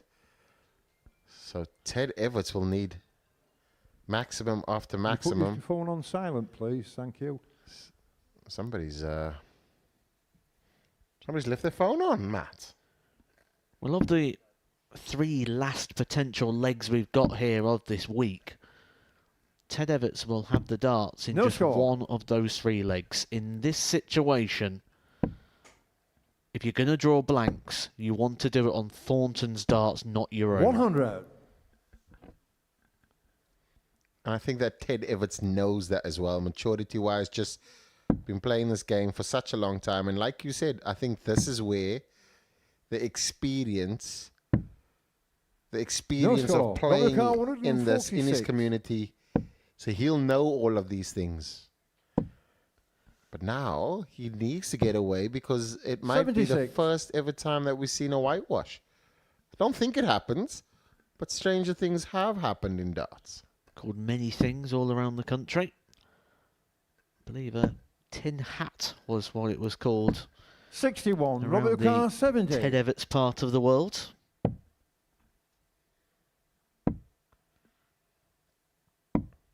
$30. Robert Thornton on 40, Ted Evetts on 440.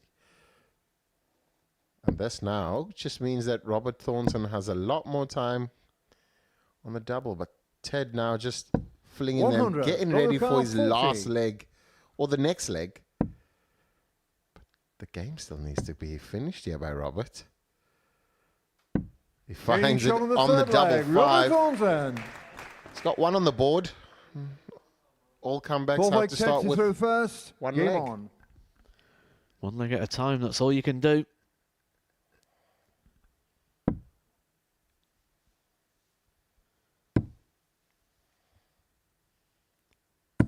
No score. But are we starting to see a few war wounds here from Ted Evetts?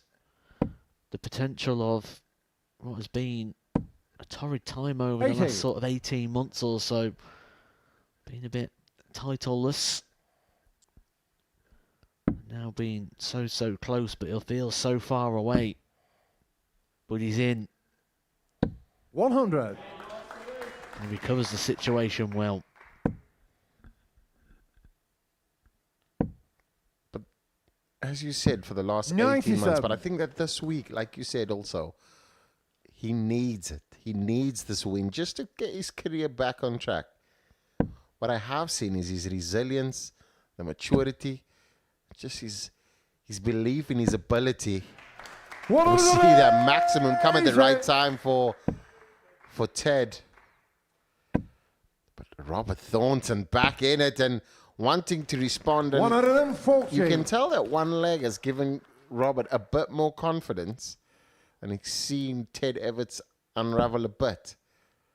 Ted now finding that treble with ease, and could it be back-to-back 180s now? Oh. It's not even going to get a bonus point like a Danny Nopper. Danny Nopper throw, like a 170 that's just dangling into the bullseye. Leaving just the 1 point would give him a 2-dart possibility. Instead, now that bounce out has left Ted Evetts with a 3-dart combination. Thornton looking poised, ready to strike, but Ted should get a match dart. He does. 85. What do you need? Robert Carr, 59. Another visit. He needs another go. He's now going to stand and hope Robert Thornton can't find his favourite tops. Game shot on the 4th leg. And we're level. Robert Thornton. And now that winning of the bullseye in the back room really comes into play for Robert Thornton. Bradley Brooks Game there, on. just giving him a bit of a tap on the head and going, just focus, keep your head. Robert, first dart of asking. 65. And this is a match both players need to win. Robert for getting the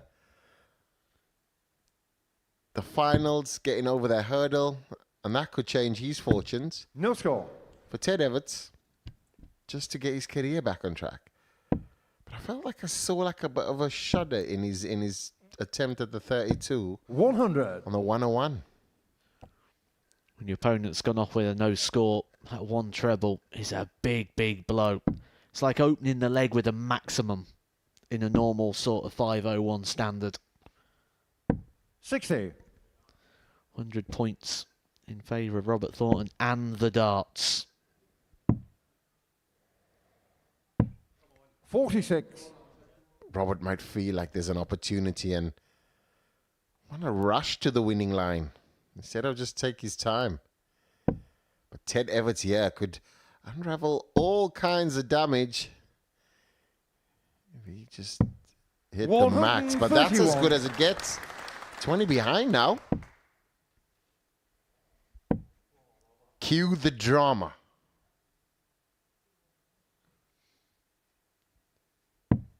$42. About a minute ago, it was Robert Thornton's to lose. He had it in the palm of his hands, but he's slipping away. Scores are just 46 and 42, allowing Ted Evetts to get himself back into this. 59. Only separated now by 3 points.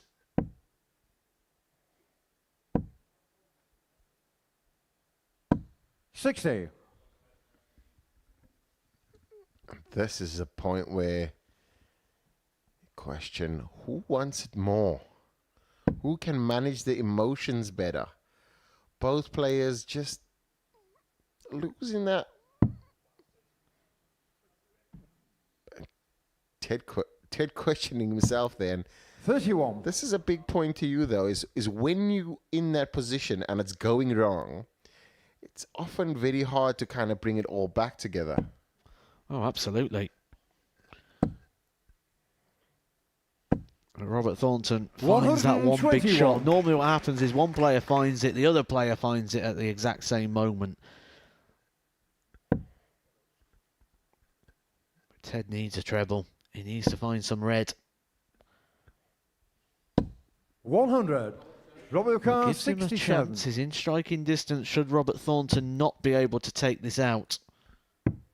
Game, But there is no problems here for Robert and the Thornton. Double Trouble 2 week champion, it's the Thorn, Robert Thornton. He has done it. At last, Robert Thornton has got over the line on a Saturday night. He has been here 12 times. He has come close on many occasions, but the man who picked up the 2015 World Grand Prix, the double start, double finish tournament, has done it here at the Modus Live Lounge. Double Trouble 2 goes the way of Robert Thornton. He follows in the path of Neil Duff in picking up that trophy. He was 2-0 down in the final there to Ted Evetts, who was cruising towards the finishing line. A 180 looked like it got the job done for Ted Evetts, but Robert Thornton able to turn it around completely and pick up a 3-2 victory. We are going to be hearing from Robert Thornton in a couple of moments' time to see how he reflects on finally getting over the line here at the Modus Live Lounge. We're going to finally have a chat. Well, Robert Thornton, we've waited a while to have this conversation, haven't we? Yeah, about 12. Only the 12 times. Yeah, at least it wasn't 13. Hey, 12 was lucky for you. You're the winner of Double Trouble 2. That trophy is going to be yours in a couple of moments' time. But first and foremost, how do you feel? A weekly winner here at the Super Series at long last. Absolutely awesome, to be honest with you. I mean, when I came to play Thursday, Friday, I had a bit of a nightmare on Thursday. Played well Friday. Turned up on Friday and I thought, you know what? That's what it is. If I don't make it, I don't make it. Simple, but I did, and I won it. What clicked tonight, particularly from game 2 onwards? Nah, it's got to be Bradders. Bradders with shout Super Ted on. Do you know what I mean? Bradley's completely oblivious to everything you've just said there. Yeah, that's all right. I'll sort him out after. Well, you are the winner of Double Trouble 2. You've added this to the World Grand Prix collection. You must enjoy this whole double in, double out lark. Oh, no. Definitely not. The pressure on you is ridiculous. No, but to be honest with you, after my second match, I felt absolutely awesome when I played Neil. I came up here, I was just relaxed. Everything went in, and apparently I've set a new double in, double out standard, so I'm happy with it. And then in the final, you find yourself behind against Ted. What are you thinking at those moments? Is it a case of, oh no, here we go again? No, actually, I was standing behind Ted going, just miss. Just miss. And he did, and he let me in. And I thought, well, you've got to take your chances. And then that last leg, I'm going, you're blowing it, idiot. In those moments, though, when you're behind, you're clawing your way back, can you draw upon experience in those scenarios? Yeah, you've just got to dig down deep and just think what won your tournaments. And as my wife says, I'm a pit bull with the heart of a lion. I just won't give in. You've won a lot in your career. You've done a lot in your career. However, I know how hard work the Super Series has been over the last couple of years. Well, this feels special because of how hard you've had to work to win a week here. I've had to work hard. I mean, I've been to umpteen Saturday nights, what we're talking, 11 before tonight, and I've always seemed to fall short because I think about it too much. Tonight, I just come up and enjoyed myself, and my wife went, whatever happens, happens, just go up and enjoy yourself, and that's what I did. And I suppose it's a busy end to 2024 for yourself. This is going to be Sunspring, but also you've got the match play in York, you've got the Masters in Sunderland. Is this a good way? I know it's a different format, but is it a good way to kick-start the end of the year? Yeah, it is, because I've started off with a win, so that's going to build my confidence. I've been lacking confidence for the last little while, and my wife said, she went, look, you're a professional dart player, you know how to play the game, you just need to stop thinking about it, and that's what I did. I bet you've been thinking about this moment for a little while. Well, yeah, I saw it through the back. No, I won that. Well, it's been about time that I've been able to say these words. Whole coffee. Do you know what? I'll be honest, I haven't really tried. That's not right. You should always try it with a cup of coffee in it. Well, I'll tell you what, I'll get you a latte in a moment and you can have your moment in glory. Ladies and gentlemen, the winner of Double Trouble 2 is the Fawn, Robert Thornton!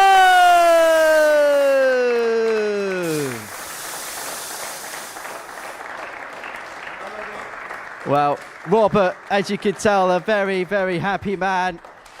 Finally getting that win here at the Super Series. Robert, many congratulations. We're going to bring on Devon Peterson and Matthew Edgar to sum up what we have seen this evening. Robert Thornton then, the winner of Double Trouble 2, his first ever win here at the Super Series. It was hard fought for him. He is through into that winner's enclosure, eventually here at the Super Series. Matt, we've been here for 2 years now. We've covered Robert's trials and tribulations in this building. More than anything, it felt like relief when he crossed the finishing line. Yeah, I think that was kind of the way that was going, wasn't it? 2-0 down as well. You probably feel the opportunity's gone, especially when Ted hit that 180 in leg number 3 as well. It looked like Ted was, with the darts as well, was going to cruise into the winning position. Robert Thornton dug deep, something that we've sort of criticised him for in the past before, just sort of rolling over at times, but dug really deep tonight, and it's the rightful winner. From 2-0 down, how easy is it just to cave in?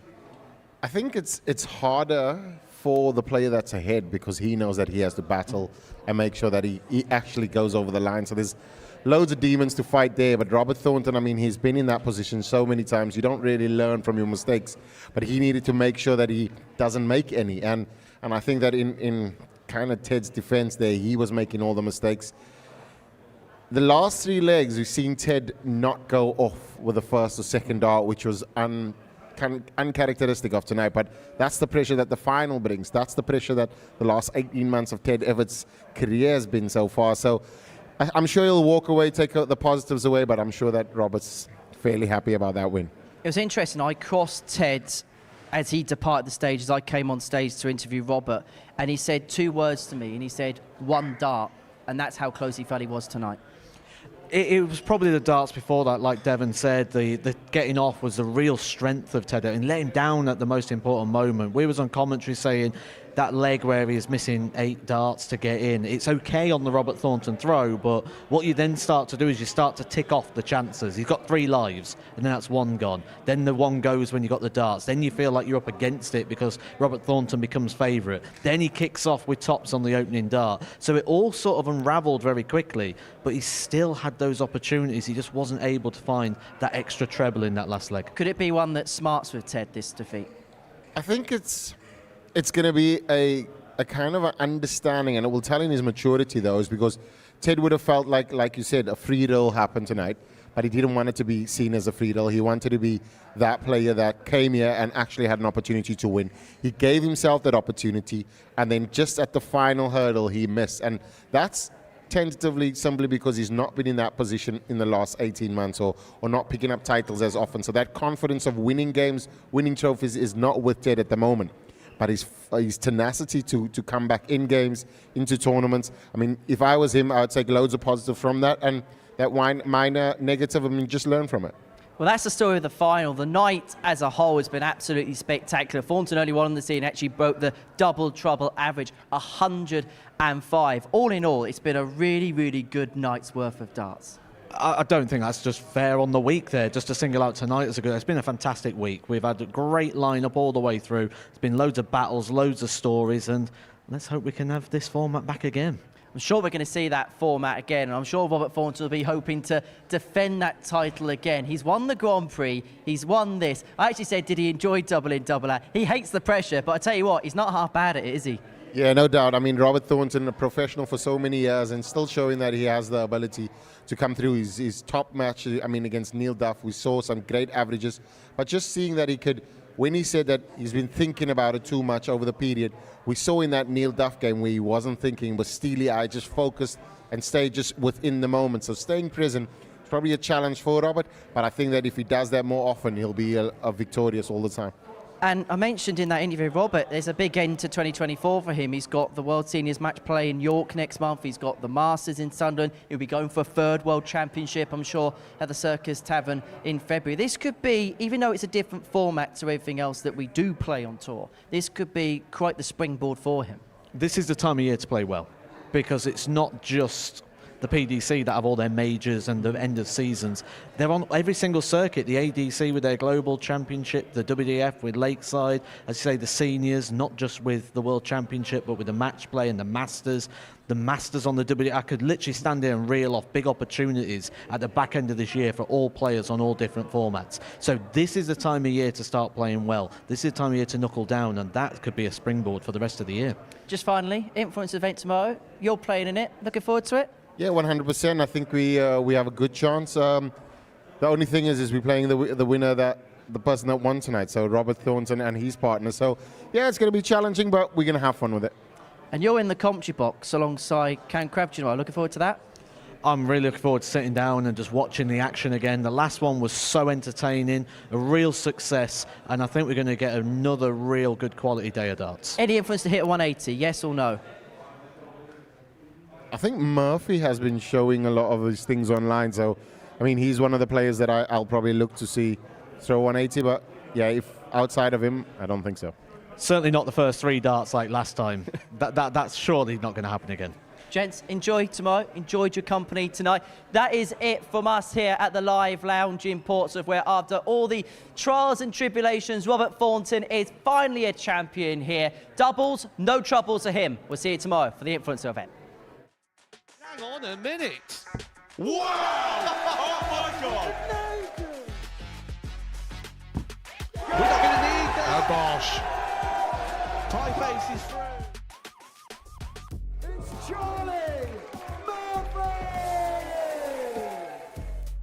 Madam, oh, look at this. He's going to leave Scaife. Oh, can you believe it? That is unbelievable. Oh, wow. The crowd was jeering. The crowd was giving him a little bit of stick there. It is the screaming sensation that is Clive